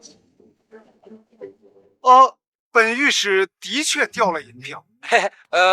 本尚书也是如此。那两位大人，本官是否犯下这贿赂之罪呢？没有，绝对没有。本尚书也知道孟县令肯定会物归原主的。哎呀，孟县令，您呐是个好人呐！大胆孟燕，竟敢在本将面前贿赂御史大夫和户部尚书！丞相大人，这怎么能是贿赂呢？这分明是做好事儿。的确，孟大人是在做好事儿。没错，我与李弘大人先进朝堂，等候宗位，等候宗位。好啊，看来我是小瞧你。不过今天你无论如何说跑天，这金銮殿定不得当。没事，这殿本官不进了。哎，王公公是吧？王大人，等会儿陛下若是问起这本官为何不在，你们如实说就是了。好说，本尚书回头就想想如何参加丞相大人一本。本公公稍后也会启禀陛下。各位大人，陛下让小人召孟县令去花园单独面试。啊，是说入朝面圣吗？孟县令，虽然说丞相大人不让您进殿，但是我们替您通知了陛下。不错，陛下说了，是有些不妥，要单独叫你面试嘛。多谢两位大人了。客气。去杀本相。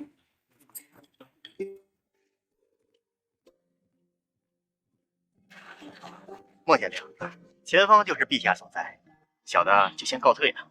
谢谢。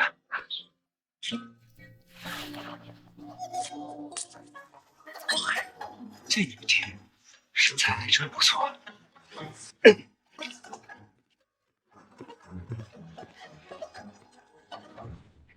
臣云州安县孟印参见。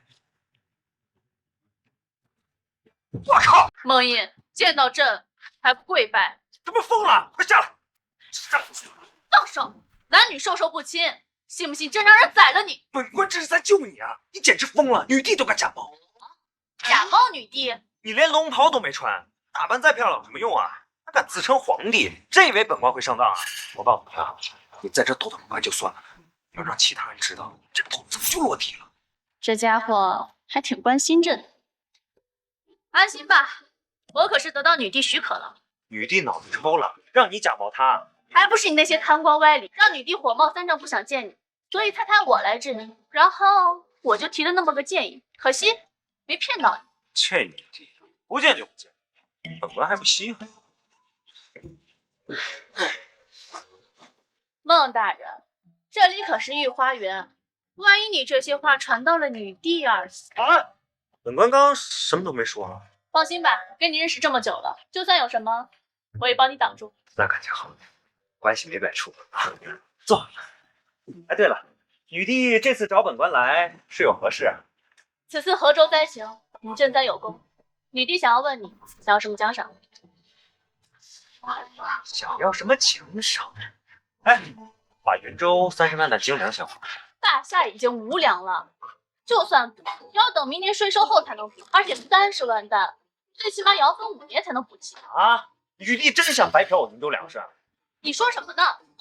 女帝这不是没办法了吗？所以补粮就算了，还是单独给你奖赏吧。也只能这样。那你说吧，想要什么奖赏？本官想让你夏微月，你识字了，别怪本官给你翻脸啊！你好什么好？谁让你思想肮脏？我思想哪儿脏了？女帝给你奖励，你竟然想要我？谁他妈想要这男人婆？本官想要的是你妹妹青瑶。配吧，胖大人，你看你话都不说完全。不好意思，离我远点！行，别碰我！别碰我！哎！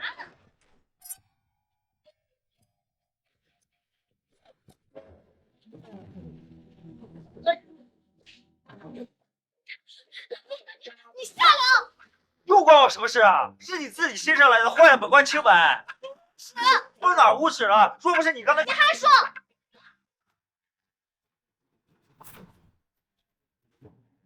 夏微月，认识你，挡了我8倍的血费。今天这事儿只有你我2人知道，若是透露出去，我让陛下斩你人头。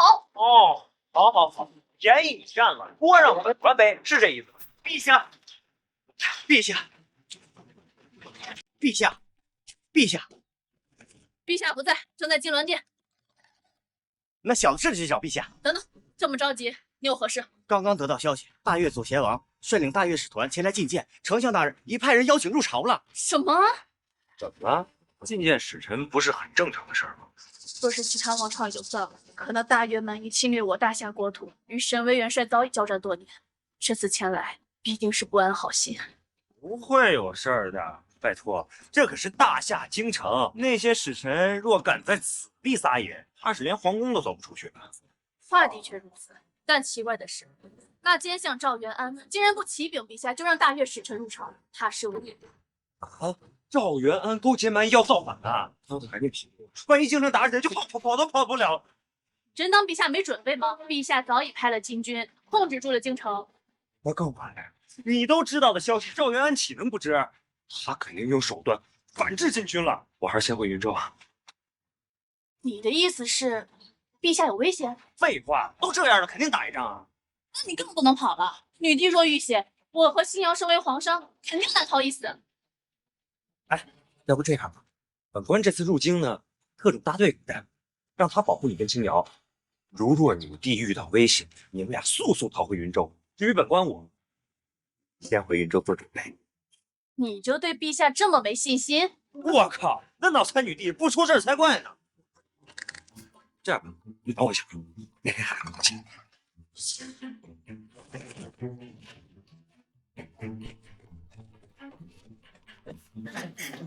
夏微月，本官知道你想保护女帝，把这个东西带上，到了生死关头再把它打开。这里面什么东西？哎，你别管了，到时候就知道。本官先撤了，拜拜。哎你！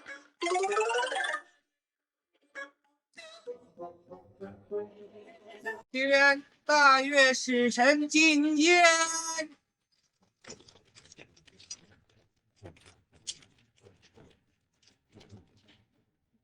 大越左贤王巴格尔见过大夏女帝。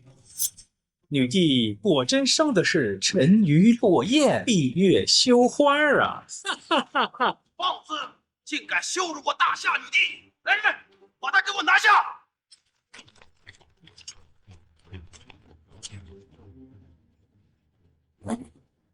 陛下，陛下，陛下，陛下！小松，你这禁军统领什么意思？没什么意思，丞相大人有事吩咐。哈哈哈哈哈！那就麻烦将军了。赵元安，你勾结禁军统领，是要造反吗？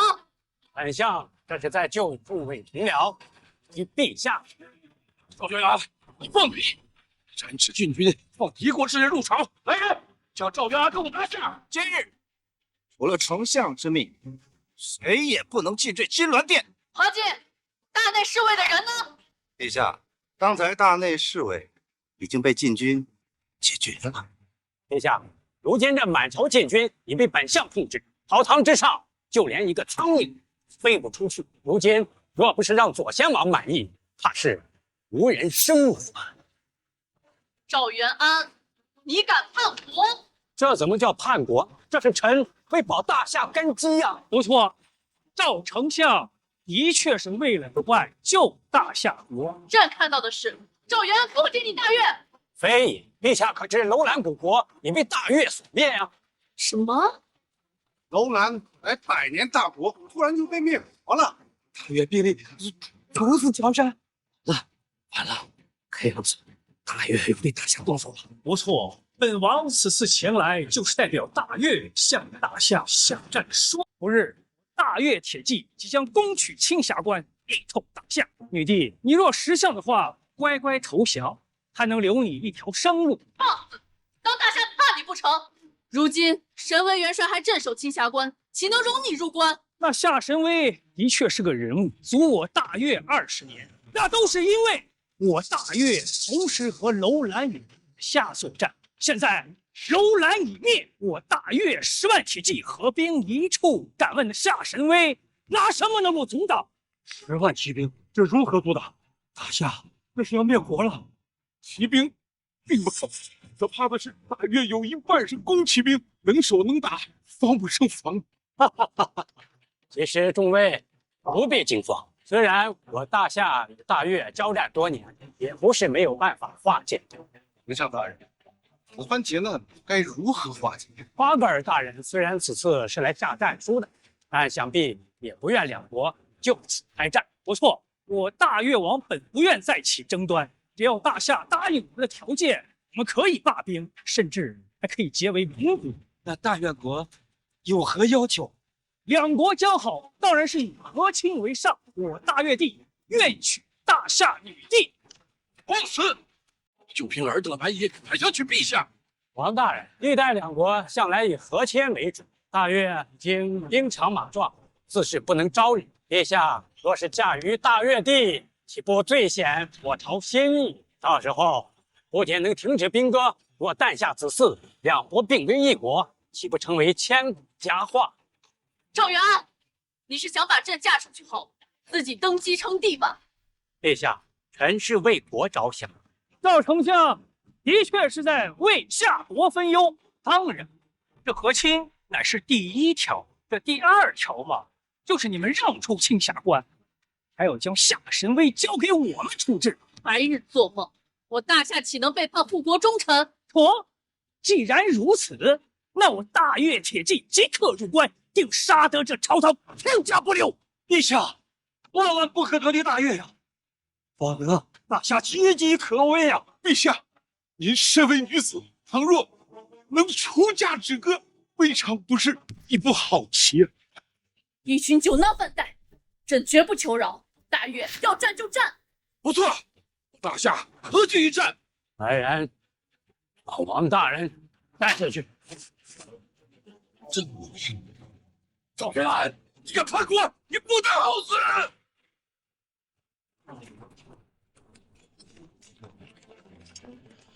陛下，为国着想，你还是嫁了，否则大越入关，惹下祸端，你将是罪人。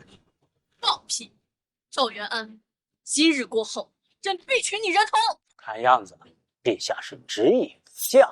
朕乃皇帝，出嫁一事岂是你一奸相可定？既然如此，就别怪臣得罪。来人！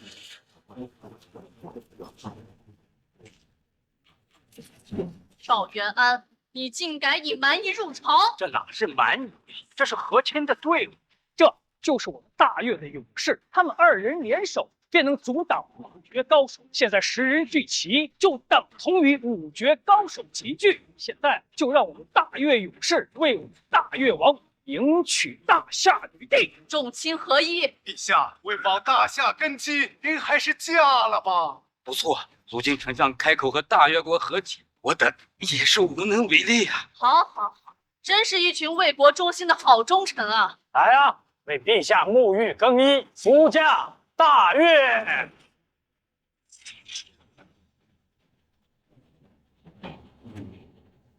本官知道你想保护女帝，把这个东西带上，到了生死关头再把它打开。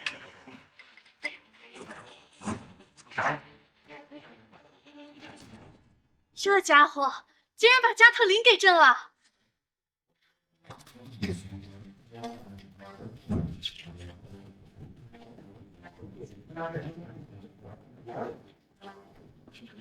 想要朕嫁人，朕倒要看看今日谁敢拦我！想不到女帝性格如此刚烈，孤身一人也敢反抗，不愧是我大越王看中的女人。不过今日本王必须带你走，全给我上，让女帝通驾大越。想逼老娘出嫁蛮夷，都去死！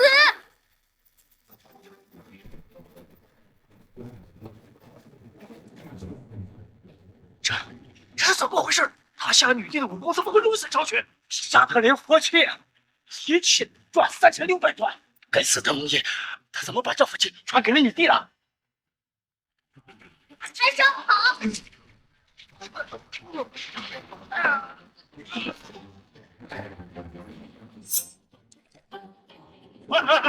呀！我是大夏出清儿的，你不能杀我呀，陛下！陛下，丞相造反，我的无关呀，陛下！你们两个老死的玩意儿，稍后朕非要让你们去头大粪！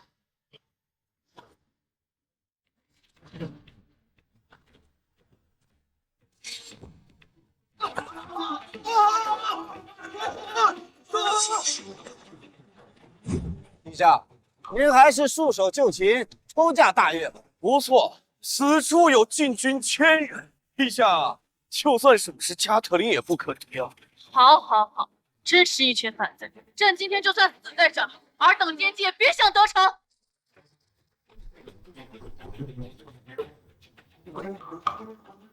若遇到大量敌人包围，拉开铁球上的环，然后扔上去，坚持3战差的时间，不论你在哪，关羽的特种大队必会来救你。这瞎死人！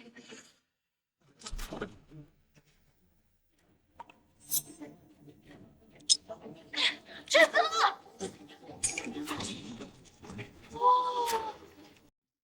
我勒个乖乖！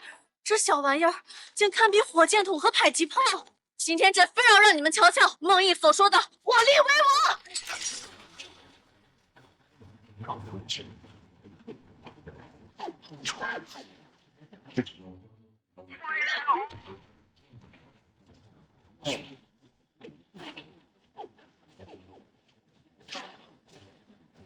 反贼，都去死！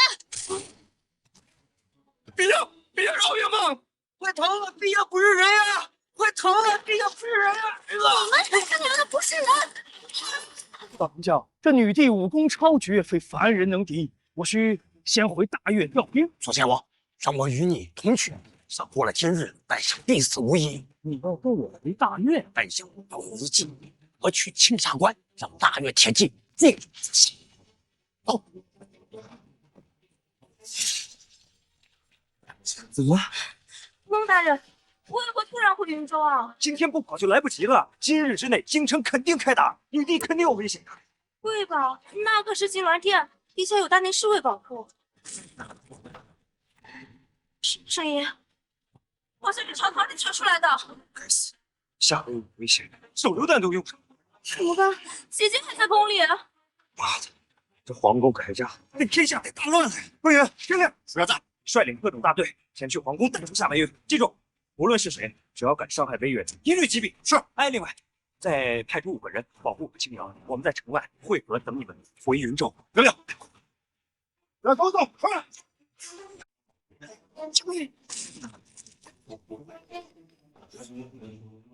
什么的没有了。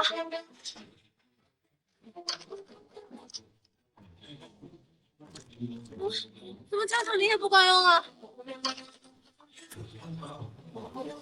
不想这是力竭了。看来加特林也不是无敌的。张头领，立功的机会到了。是。赵公子，你还想说什么？你与我父亲犯下的是叛国造反之罪，必死无疑。事到如今，不如一不做二不休，干掉女帝，换了这大夏天子，否则不能性命。干了！啊！陛下，加特林已不用，如今谁也救不了你。赵钱宇，朕当时在莽山就应该让孟毅杀了你。陛下，可是你错过那次机会了。如今你一个女子，面对这大量禁军，你还能怎么样？还是乖乖的出嫁大越吧。朕今日就算死，也绝不会答应你们。可是，就算你变成一具尸体，家父也会把你抬到大院。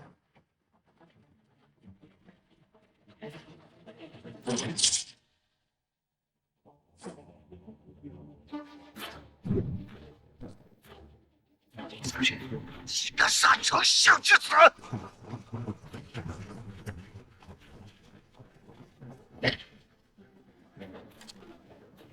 关队长，回叶小姐，孟大人让我等救您回云州。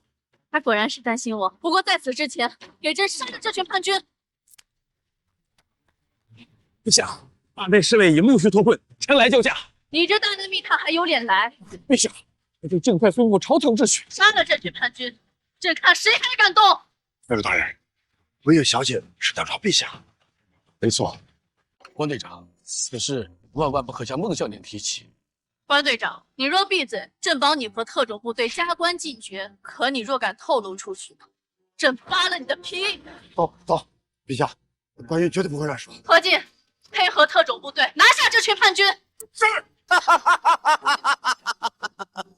陛下就如此自信，就凭这点人就想拿下我等禁军？什么禁军？审问元帅不在，你们还敢勾结奸相造反，当个叛军，还留尔等作甚？也不能留一丝生机。朕今日差点死在这金銮殿上，你还想要生机？做梦！既然如此，那就别怪我赌是命了。我江苏习武，但是一点武艺，毫发入手，岂能？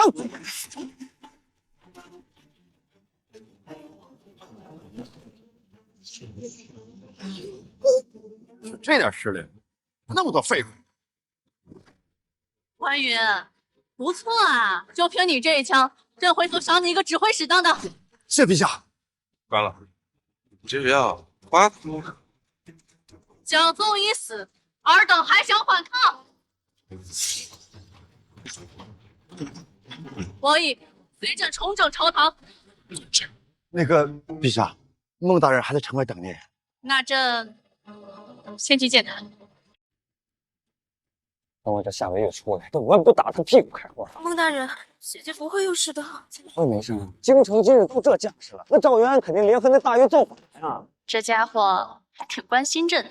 哥姐姐是在皇宫，大夏最安全的地方。就是因为这个，本官才真担心。你说那女帝做了那么多脑残事，死就死了，那不能拉着微月一块死。就算她做不成本官的媳妇，那好歹也是大人，那不能见死不救啊！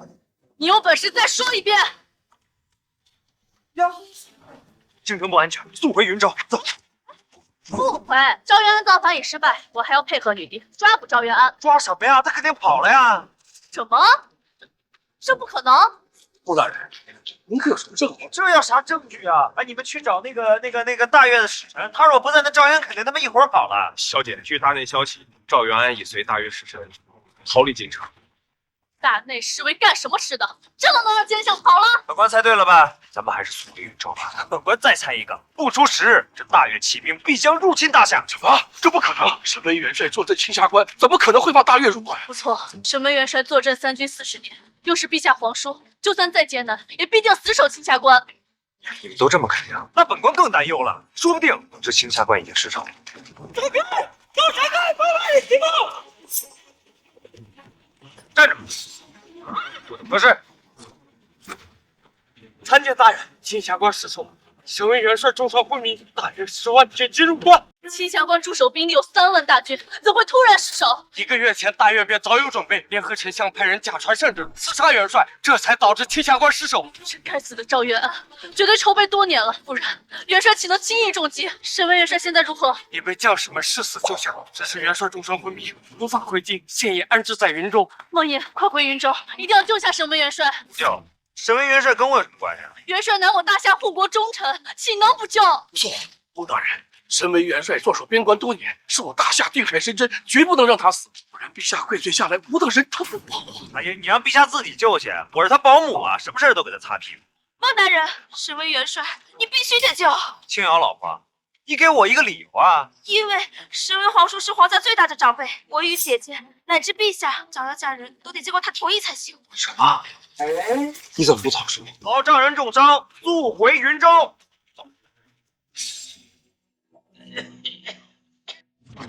皇叔，你怎么样了？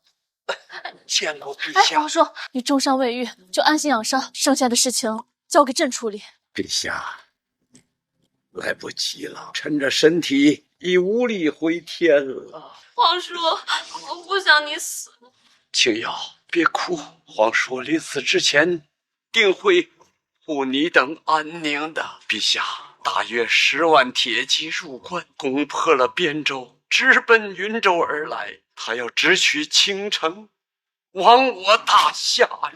你速去京城，挽秀兵与之决战。臣在这云州拼死也要为大夏争取1个月的时间。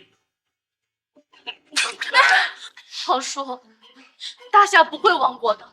皇叔，你一定要撑住。快去！大夏已到了生死存亡之际，我这条老命就是为大夏争取时间的。呀，老张，你醒了？何人？见到我等竟不跪拜？你都伤成这样了，还在拜官？放肆！你皇叔，万一他不知道我的身份？什么？那也不能如此放肆！区区一个县令，见到本帅还不请安？这老邓，别以为你是青阳皇叔就能得寸进尺。本官又不是上门女婿，不吃赘婿那一套。什么女婿？皇叔，皇姐已经把我许配给孟大人了。什么？文月，就凭他油腔滑调的样子，凭什么资格娶青瑶？这本官有什么资格？本官连彩礼都出了。什么？文月，此事当真？皇叔，真的。把彩礼退了。这小子一看就不是什么好东西，区区钱财之物居然娶青瑶，做梦啊你啊！本帅绝不会同意，列祖列宗都不会同意的。哼，要不是你重伤在身，官真想告诉你，花儿为什么这样红。这彩礼退不了，本帅说退就退。要不是看大月入关，帅一定带领3军将士找你好好的聊聊。你当本官怕了你不成？我特种大队也不是吃素的。文月，退彩礼，不对。皇叔，这彩礼真退不了。对呀，大人还挺不错的。青阳老婆真好。青瑶，你告诉皇叔，你真愿意嫁给这县令，不后悔？不后悔。既然你意已决，皇叔也不会阻拦的。毕竟我时日无多了。谢谢皇叔。老邓，跟你商量个事儿。什么事儿？本官出双倍彩礼，把微月也娶了。再说一遍。我孟毅把夏微月也娶了。皇叔，你碰瓷儿啊！大夫，武皇叔伤情如何？乌叶小姐，我们按照孟大人的命令，已经给十位元帅注射了青霉素，不出1日，元帅便能够苏醒。皇叔说他命不久矣。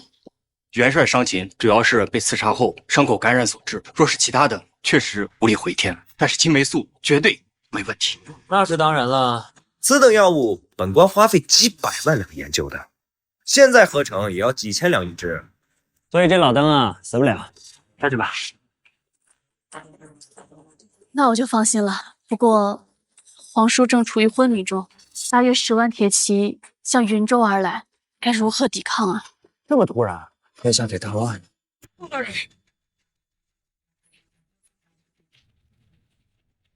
孟大人，月入关，直取京城，朝廷已下旨令我等阻挡一月啊！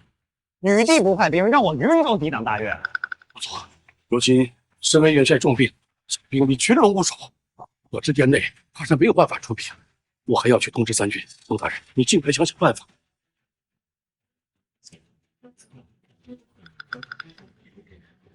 本官想好办法了，你俩赶紧收拾东西，随我跑路。哎，不是，你竟然要跑？废话，10万铁骑，女帝自己不解决，让咱们去送死，不跑等啥呢？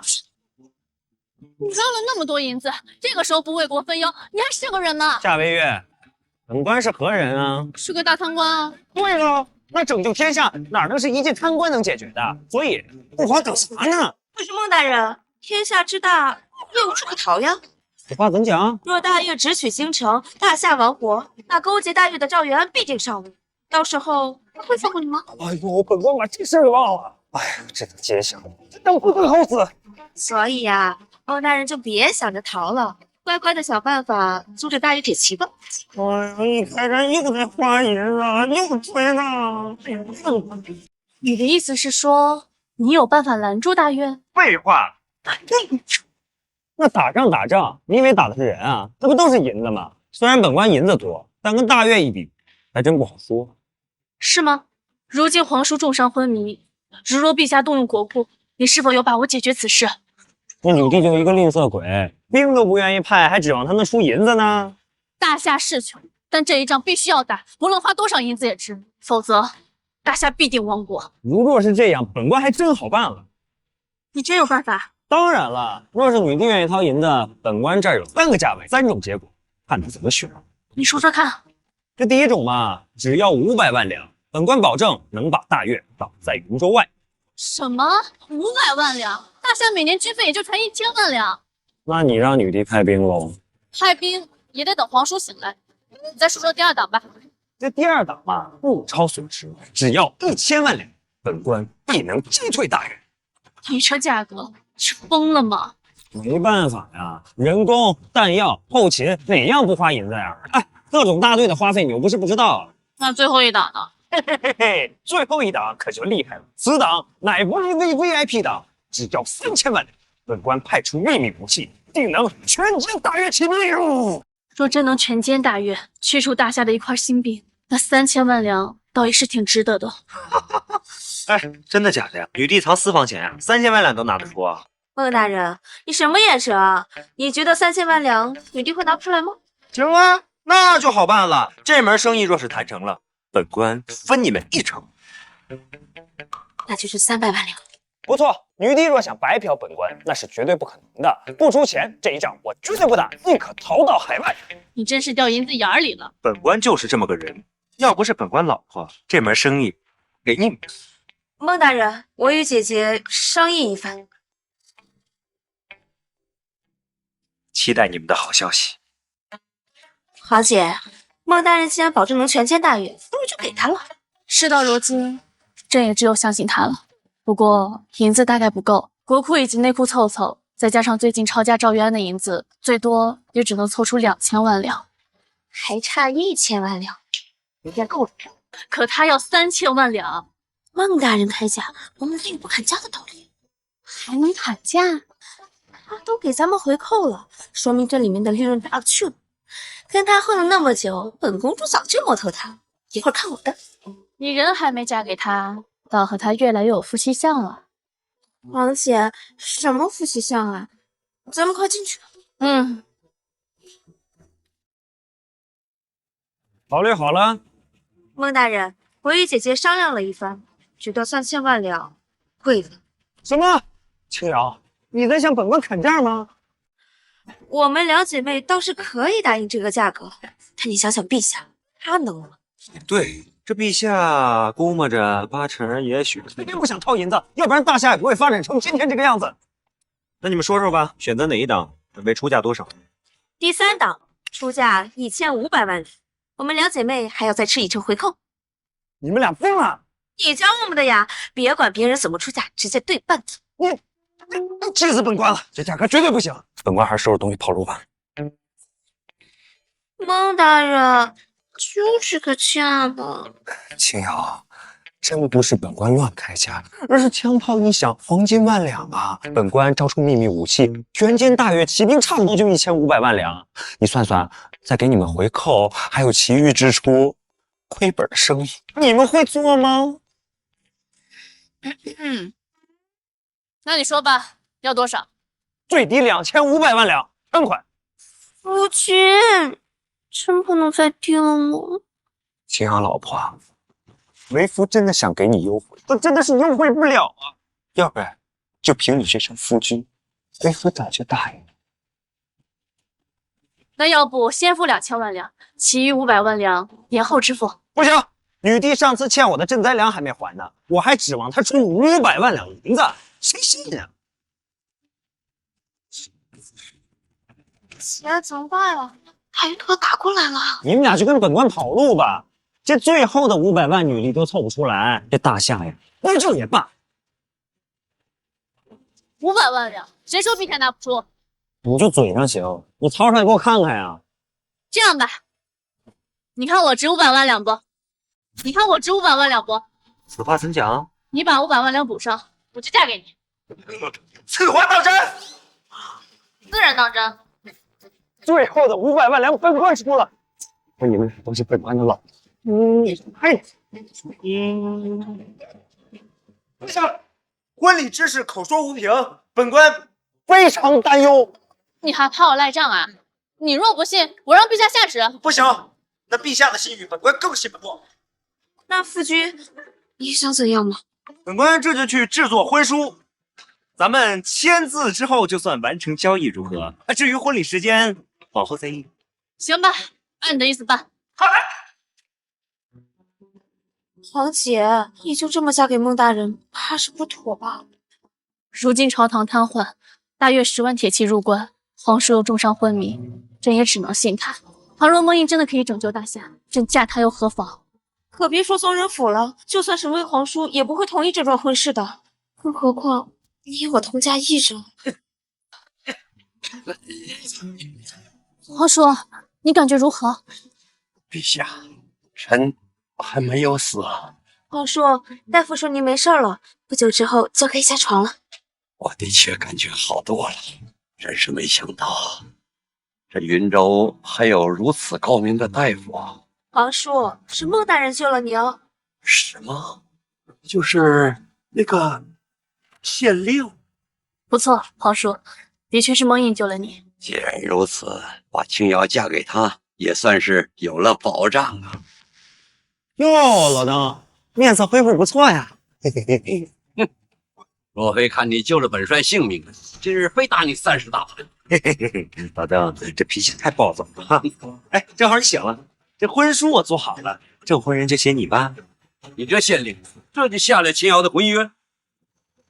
家里出城，良缘天定，今有孟印迎娶夏青瑶、夏薇月姐。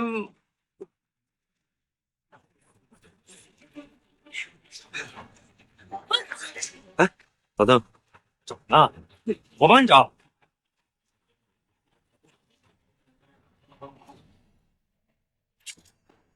我他妈砍了你！我非宰了你！干什么？我不是，老邓，你别乱来啊！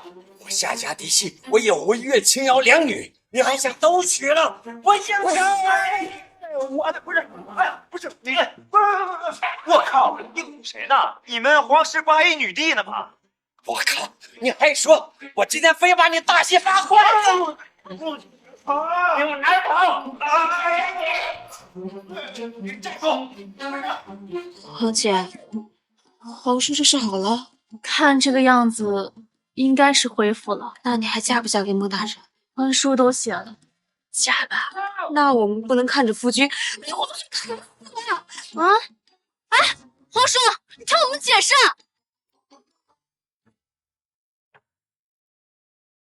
所以，陛下为了500万两就嫁给那个贪官？不错，为了大夏不亡国，朕也只能选择相信他了。岂有此理！那贪官除了有把加特林、300支火筒、几十个迫击炮手榴弹，还有什么？还有什么？可是皇叔，就凭这些东西，孟大人救过我们很多次了，而且我觉得有这些对付大约够了。青瑶，你不懂军事，不知道。那孟印的热武器虽然厉害，可大禹的骑兵却不同，除了铁之外，还有天下唯一的弓骑兵。到时候大禹不计损失，铁骑推进，弓骑与箭，到时候那孟印的几百兵，你如何抵挡啊？可孟大人还有秘密武器啊！哼！说起这个老夫君来气，什么秘密武器能对付10万骑兵，还跟陛下要2500万两？皇叔，若非赵元安投敌，大约10万铁骑入关，导致2国全面开战，大夏岂能如此被动？哼！我就不信那贪官他能守住云州。老邓，说本官什么坏话呢？你这贪官若是守不住云州，我一定启奏陛下斩了你，守什么守啊？还守？本官这次要在云州平原上全歼大越骑兵。什么？你还要跟大越打野战？走，带你们看看我的秘密武器。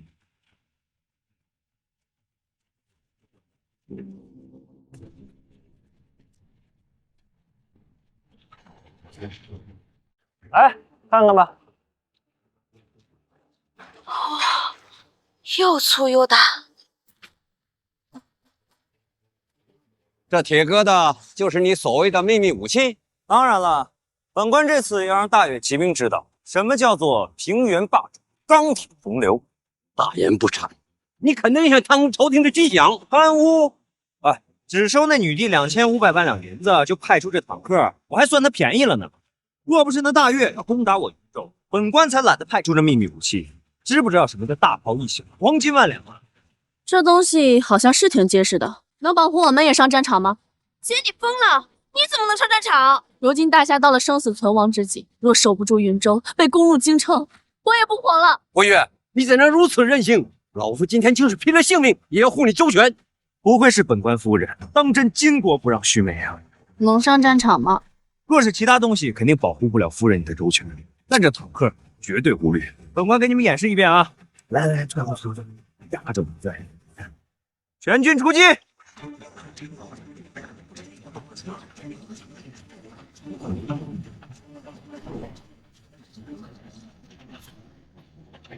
怎么样？这铁疙瘩好像挺神奇的，感觉运粮还不错。老邓，你脑子进水了，用坦克运粮，气煞老夫也！若不能歼灭大越，本帅第一个先斩了你。那你别想了，本官这银子都花了，那小小大越不是手到擒来？这东西真能击败大越铁骑？当然了，若不是炮弹太贵，本官舍不得开炮，要不然真得让你们看什么叫活力。穆大人，探子来报，大越骑兵从北外云州平原扎营，不久便会攻打云州。终于来了，灭了他们！你疯了吗？还主动出击去攻打对方的营地？我靠！本官都出动这坦克，还有肩扛火箭筒的火枪兵了，还怕一群骑兵不成？你的东西再厉害又能如何？你只有区区500人，如何在平原上面对10万骑兵？万一被大越找到机会全歼，陨落的不只是云州，甚至连京城都保不住了。到时候我大夏就彻底完了。所以本官更要主动出击。如今大夏人心惶惶，本官必须打一个漂亮仗。我信你。听见了吗，老邓？你，全军听令，准备出击。左天王，此次攻打云州还是小心为上。赵丞相放心，此次你献计攻陷青霞关，给了大越一个消灭大夏的机会。本王亲自出征，就是为了不错失这个机会。至于这小小的云州城，我大越骑兵都已扎营，对方如何抵挡啊？实不相瞒，县令孟印着实有些邪门，丞相还是有些担忧。赵丞相，你们大夏有一句名言，叫一朝被蛇咬，10年怕草绳。想必这就是你此刻的心态。我不管他什么加特林、减特林，本大王此次率军入关，定要拿下云州城，然后直取京都，助你成为夏皇。哈哈哈哈哈！云州驿动有500兵马在城门口集结。确定只有500兵马？据前线汇报，的确只有500兵马，不过配有10座巨物，看起来像是攻城之物。哈哈哈哈哈哈！对方的首领一看就是个白痴，在这平原用攻城之气对待我骑兵，真不把本王放在眼里。既然他们来送死，本王就成全他们。传令，众将士随我出击。大人，敌方兵马已出营，怕不下万人。让弟兄们布置营地，准备应敌。是。两军交战，为何还不赶快派兵布阵？本官这不建好营地了吗？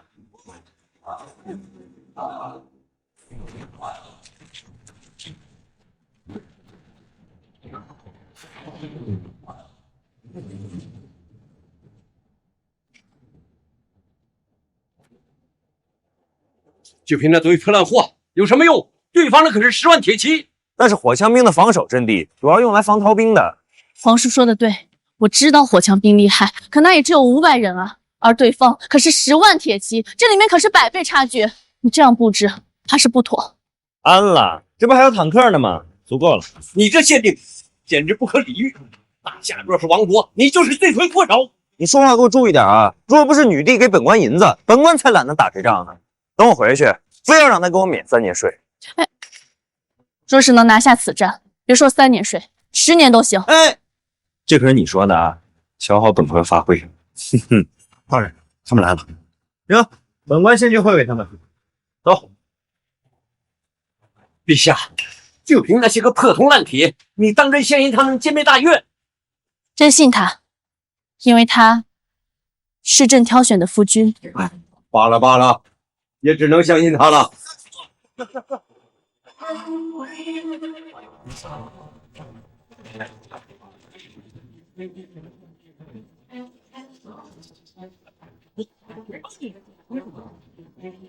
王爷，坏我大事，杀我此次，今日本相必取你性命。赵元安，好好的大夏丞相你不做，为何非要叛国呀？还投靠这大越蛮夷，这祖宗的脸呀，都被你丢尽喽！无知小儿，竟然辱我大越！左贤王，稍安勿躁。这孟爷阴险狡诈，带这么点人，怕是有埋伏。看他一遍，再动手。喂，孟爷，我赵元安何来愧对祖宗？你说，若非女帝不愿意嫁与大越王，惹怒大越，何来两国兵马相割？赵元安真是贼心不死，恨不能早杀了他。就是，还想让我陪嫁，今天绝不能放过他。陛下，若真到了无法挽回之际，臣就算舍了性命，也要斩下金相的骨头。赵元安，你他妈的真够无耻的！女帝虽说不怎么样，但好歹也是我大夏的门面。你让她嫁给蛮夷王，那就好比你丞相的娘嫁给了乞丐。彪哥，你这小小的县令，竟敢说我大越是乞丐！啊，对不起啊，说乞丐高估了你们，你们其实是蚁。我花格尔今日定要取下你这县令首级，祭奠三军！你们这些歪瓜裂枣，还想娶本官人？不不，好好，我大越10万铁骑在你嘴里成了歪瓜裂枣。今日我定拿下云州城，屠唐师。王爷，你若还为大夏百姓着想，那就束手就擒，让左贤王斩下你的人头，否则大越骑兵攻入元州，屠城之事由你而起，你将遗臭万年。赵元安，你给大越当狗当习惯了是吧？这种话你也说得出口？本相有何不能说的呀？这是唯一的阻止屠城的机会。娘西皮的，等本官今日抓到你，必须找10个仇富给你榨干，才能解我心头之恨。大军交战，这贪官还有心思搞笑？王叔，你是怕了吗？怕！身为神威元帅，坐镇三军，岂会害怕？青阳，朕也已经做好准备，战死在这云州。皇姐，没那么严重，不然人肯定会把他们打跑的。本相背后是10万骑兵，而你只有区500人，还想抓本相？做梦呢你！做梦！本官可是连坦克都带来了，真是笑话！你一个攻城的小小的铁疙瘩，就能挡我大越10万铁骑？看来你们对钢铁不太尊重。你的嘴比你的头还硬！今日斩下孟逆头颅者，赏黄金10万两。二郎们，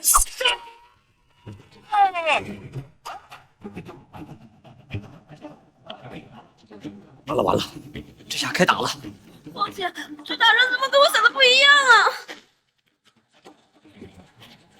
全军开火！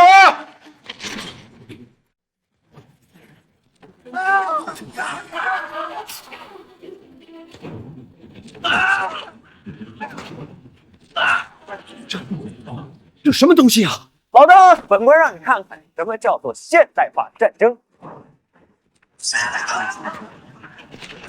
这警句竟如此威力啊！人军散开，用弓箭远程攻击铁疙瘩。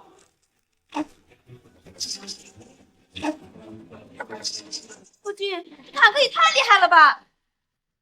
当然了，要不然怎么叫秘密武器呢？可是坦克不会被弓箭打破吧？魏月老，你说什么呢？连加特林都打不穿这装甲，还军舰？岂不是能全歼对面？这坦克竟有如此威力，老夫若有一辆，定能横扫七国。横扫七国算什么？那目光所至，皆为下毒。好一个目光所至，皆为下毒！哎，能不能让老夫也试试？好说呀，但老登啊，你看本官和微月青瑶这婚事，你小子何德何能，竟然先娶他们姐妹俩？老登啊，本官本来想的是等歼灭大越骑兵之后，借你辆坦克来平息内乱，但现在看来，本官这个想法似乎是有点欠缺。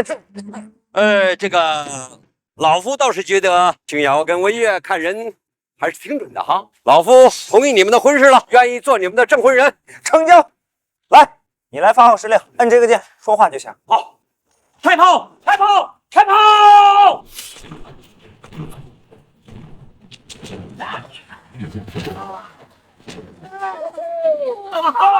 爽爽爽！老夫今日定要炸个七进七出，统战为民！开炮！开炮！左贤王，快撤吧，否则全军覆灭啊！撤不了了，就算撤到平原，被这巨物追上，也是难逃一死。事到如今，只能置之死地而后生。全军听令，绕过巨物，直取云州。是。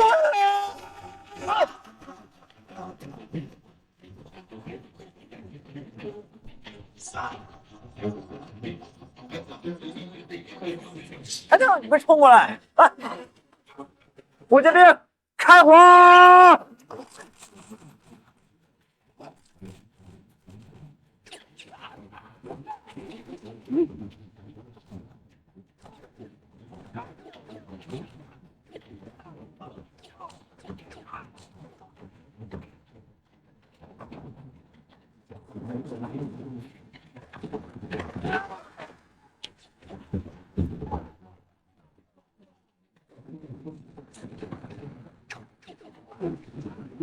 这就是所谓的热武器，竟有如此的威力啊！当然了，老登，要不是这大越骑兵人数太多，而且这平原啊又太过宽广，单凭这几样，本官就灭了大越。哎，这些东西能不能卖呀？老夫用来配备三军。好说好说啊，只要钱到位，都是。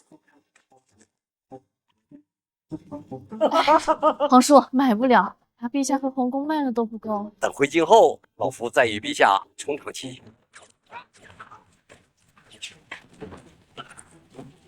魔鬼，他们全都是魔鬼！快撤！撤退！全军退滚！撤！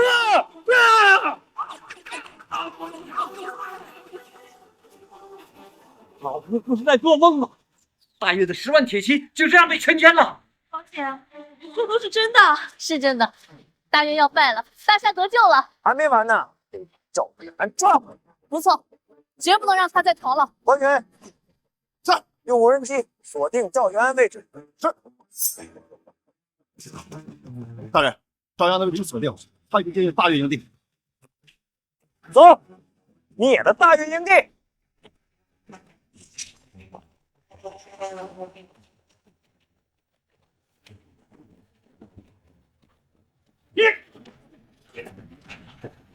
这前往全军溃败，如今有了计策，把他两死。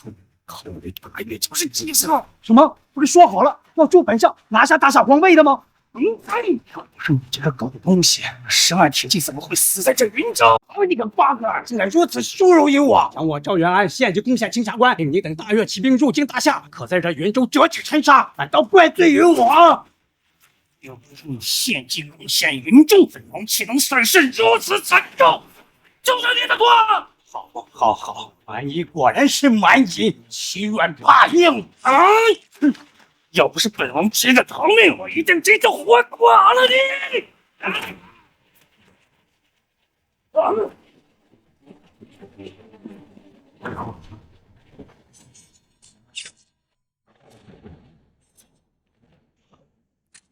官员，这一枪射死了8个人，凭这功勋，不得官升3级？这都是孟大人的功劳，算你小子识相。回头别忘了给本官送银子哦。但是大人，多谢孟大人提拔。都这个时候了，你还不忘收银子？我靠！毕竟这机会可是本官给关羽的，要不然岂能有这功勋？大人的眼中只有银子。那赵元安还在这屋子里，本官到时候准备举办一个拍卖，把这份功劳给卖出去。完美。若是如此，老夫军中还有几名军士却在军中升学，不如我帮你联系联系。可以啊，老邓。皇叔，他贩卖军功，你也要一起？我只是开个玩笑，随便说说。姐，可杀不得夫君哦。夫君大破蛮夷骑兵，乃救国功臣，你不赏他都不行。朕还真想宰了他。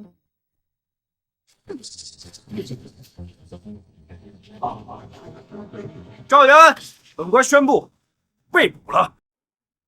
欢迎，本相摔在你的手里，不远，要杀要剐，随你处置。no，杀你做事，我抓你价格更高。你要对本相做什么？赵丞相啊，你看看你，内乱罪、谋杀罪、造反罪、叛国罪，这哪一样不是十恶不赦的罪名？所以你身上有大大的军功，本官打算把你当做生意，把这些军功卖给你。只要村里还如此羞辱本相，我就羞辱你怎么了啊？在8个人面前跟条狗一样，都什么时候了还要跟本官顶嘴？所以，我最看不起你这窝里横的狗，到时候肯定给你卖一个大价钱。带走。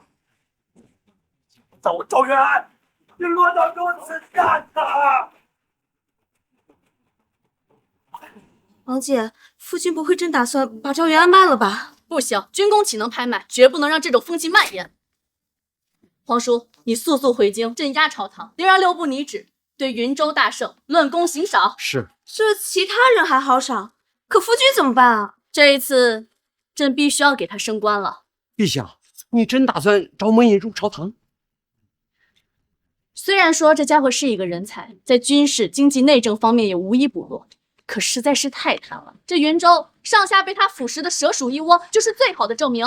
王姐，那你打算怎么升？朕心中早已有主意。孟大人，本官全天大阅骑兵，实属摇我大夏国威呀！这孟大人实属乃治理能臣，这次又成了救国之臣，必定是入了陛下的眼，纳入朝堂，成为我大夏官员的传奇呀！恭喜孟大人！本官才懒得去什么朝堂，在这云州不是挺好的？哎，别客气了。孟大人，这以你的功绩，不可能不升官吧？本官打算把捉拿赵元安的功劳给拍卖出去，到时候肯定能卖个好价钱。哎，对了，几位大人啊，你们身边若有资源的话，还望多给本官介绍介绍。孟爷，这有些不妥吧？这有什么不妥啊？本官真不愿意去那朝廷之上见那脑残女。你说什么？本官啥也没说啊。有种你再说一遍，女帝是什么？我先溜了，这奴才粉惹不起。刚才接到消息，京城已获得云州大胜消息，圣旨已在来的路上。啊？这赵元安，本官还没卖出去呢。你个头啊！就老实在这等着。我说你脑袋里除了想着贪银子，还有其他念头吗？我还有你们姐妹俩。圣旨到。王公公，安县县令孟印何在？出来接旨。我家孟大人今日不在，把他喊来。圣旨岂能不接？哎呀，不如改日吧。孟印，在找死吗？慌什么慌？这就是孟印县令宣读圣旨。是，你认识太监，让他回去呗。给我老实接旨。夫君，你不接也得接。宣旨。今安县县令孟印、王毅、关云等人抓捕奸相，歼灭大越，救国有功，朕深感欣慰。又知云州一府百姓安居乐业，生活富足，实属救世能臣。此论功行赏，以彰其光。一，赐封安县县令孟印，加官进爵，爵升3级，赐名安国侯，官升五品，晋升海州太守。1月内上任海州府任职。我靠！这他妈明升暗降，一级调任啊！这女帝太不是东西了。接圣旨还敢大呼叫？2，赐封云州太守王毅，官复2品，重回朝堂，掌吏部尚书之位。3，赐封安县捕快关云，均升4级，调任海州，赐海州指挥使之位。4，云州全体官员各升1级，钦此。孟大人，圣旨宣召完毕。我先走了。哎，公公，能不能退了呀？这要把本官调出云州，这和抄家有什么区别呀？啊，大人，你说两句。哎，公公，圣旨能退了。孟大人说笑了，还有一事，这是陛下密诏，为防奸相赵元安再次逃逸，命你3日之内在安县刑场将其斩首。啊！这女帝是不是知道本官要把赵元安卖出去？我事情已经办完，我就先走了。哎，恭喜孟大人，这官升得如此之快，定会成为我大夏的传奇啊！何止啊，这爵升3级，官升5品，再疯狂也没这么升的呀！贼稀罕呀！他把本官调到海州那个穷地方，本官连银子都榨不出来。这是陛下对你的赏赐。我才不要呢！哦，我拿他女帝2000万两，不挖这么大一坑啊！还是做好准备，上了海州太守吧。夫君，记得快快斩了赵岩。夫人，别走啊！孟大人，那我也赶紧收拾收拾，去京城上任了。孟大人，此次分别不知何时再见，不如今日我等痛饮一场。就当吃顿散伙饭吧。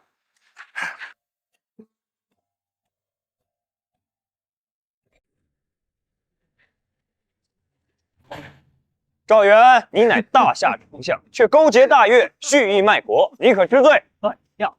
只不过是成王败寇罢了。哪里来的成王败寇？无非就是残害同胞、出卖大夏、自私自利的卖国贼。对，结党营私，割让疆土，谋权篡位，杀你都算便宜的。狗东西，云州差点被他给祸害了呀！我还过了1年好日子，狗东西，我讲不干好啊！若不是为啥，我也能用动去死！我告他！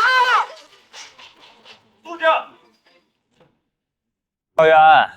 都死到临头了，你还不知悔改？若不是你这县令坏了本相的大事，这大夏早就姓赵了。哎，你当本官乐意管你啊？要不是你一而再再而三的想杀魏越和青瑶，本官绝不趟这趟浑水。说句掏心掏肺的话，你一丞相高高在上，非要和2位皇商过不去做甚？你以为她们俩姐妹只是皇商为了保护她们才与我作对的吗？那不然呢？不是本官说你啊，你造反就造反呗！你一丞相非要杀皇上，你太没逼格了！你要光与女帝一人过不去，本官绝不拦着。皇上，你以为她们姐妹俩只是皇上？皇姐，这赵元安怕是疯了，不会暴露我们身份吧？暂时还不能让孟莹知道我们的身份，立刻行刑！孟大人，时辰到了，快行刑吧！那就准备问斩吧。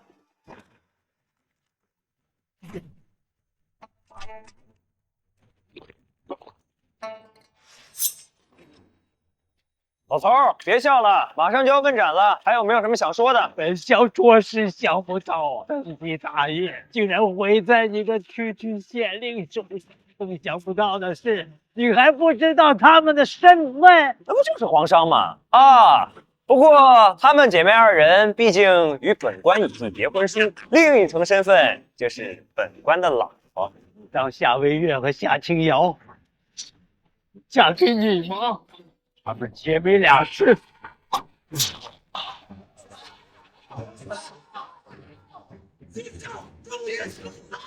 不如在这刑场建个石像，将他骨灰埋下，让他遗臭万年。好主意，让钱打上他100遍，100遍！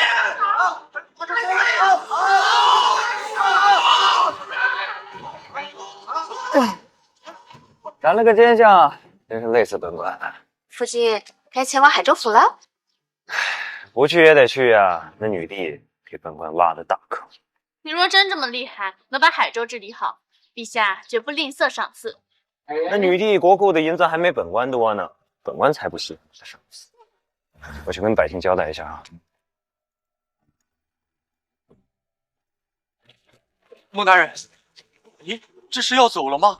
本官被女帝升官了，上任海州太守。孟大人，你不能走啊！是啊，孟大人，你走了，我们可怎么办呀？孟大人，你可不能死来气我们，孟大人！一群刁民，图个屁呀！本官是被升官了。孟大人，我们是真的舍不得您啊！孟大人，我们种的葡萄你还没有尝过呢。是啊，孟大人。行了，别哭了，哭丧事。本官又不是死了，是被升官了。行。这家伙比朕还如此得民心吗？皇姐，我想吐，能不能让孟大人留在云州啊？不行，并非朕故意如此，而是他有大才，大夏其余地方的百姓需要他。青阳，你别忘了，赵元安虽死，但提拔他的人才是谁？这一日，云州百姓百里相送孟颖，孟颖县令，上任海州太守。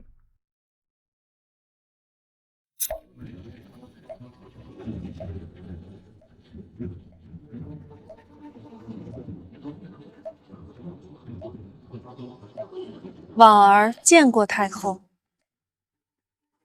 赵元安终究还是败了。启禀太后，义父篡位失败，已在云州安县被刑场问斩。废物，连个小丫头都解决不了了。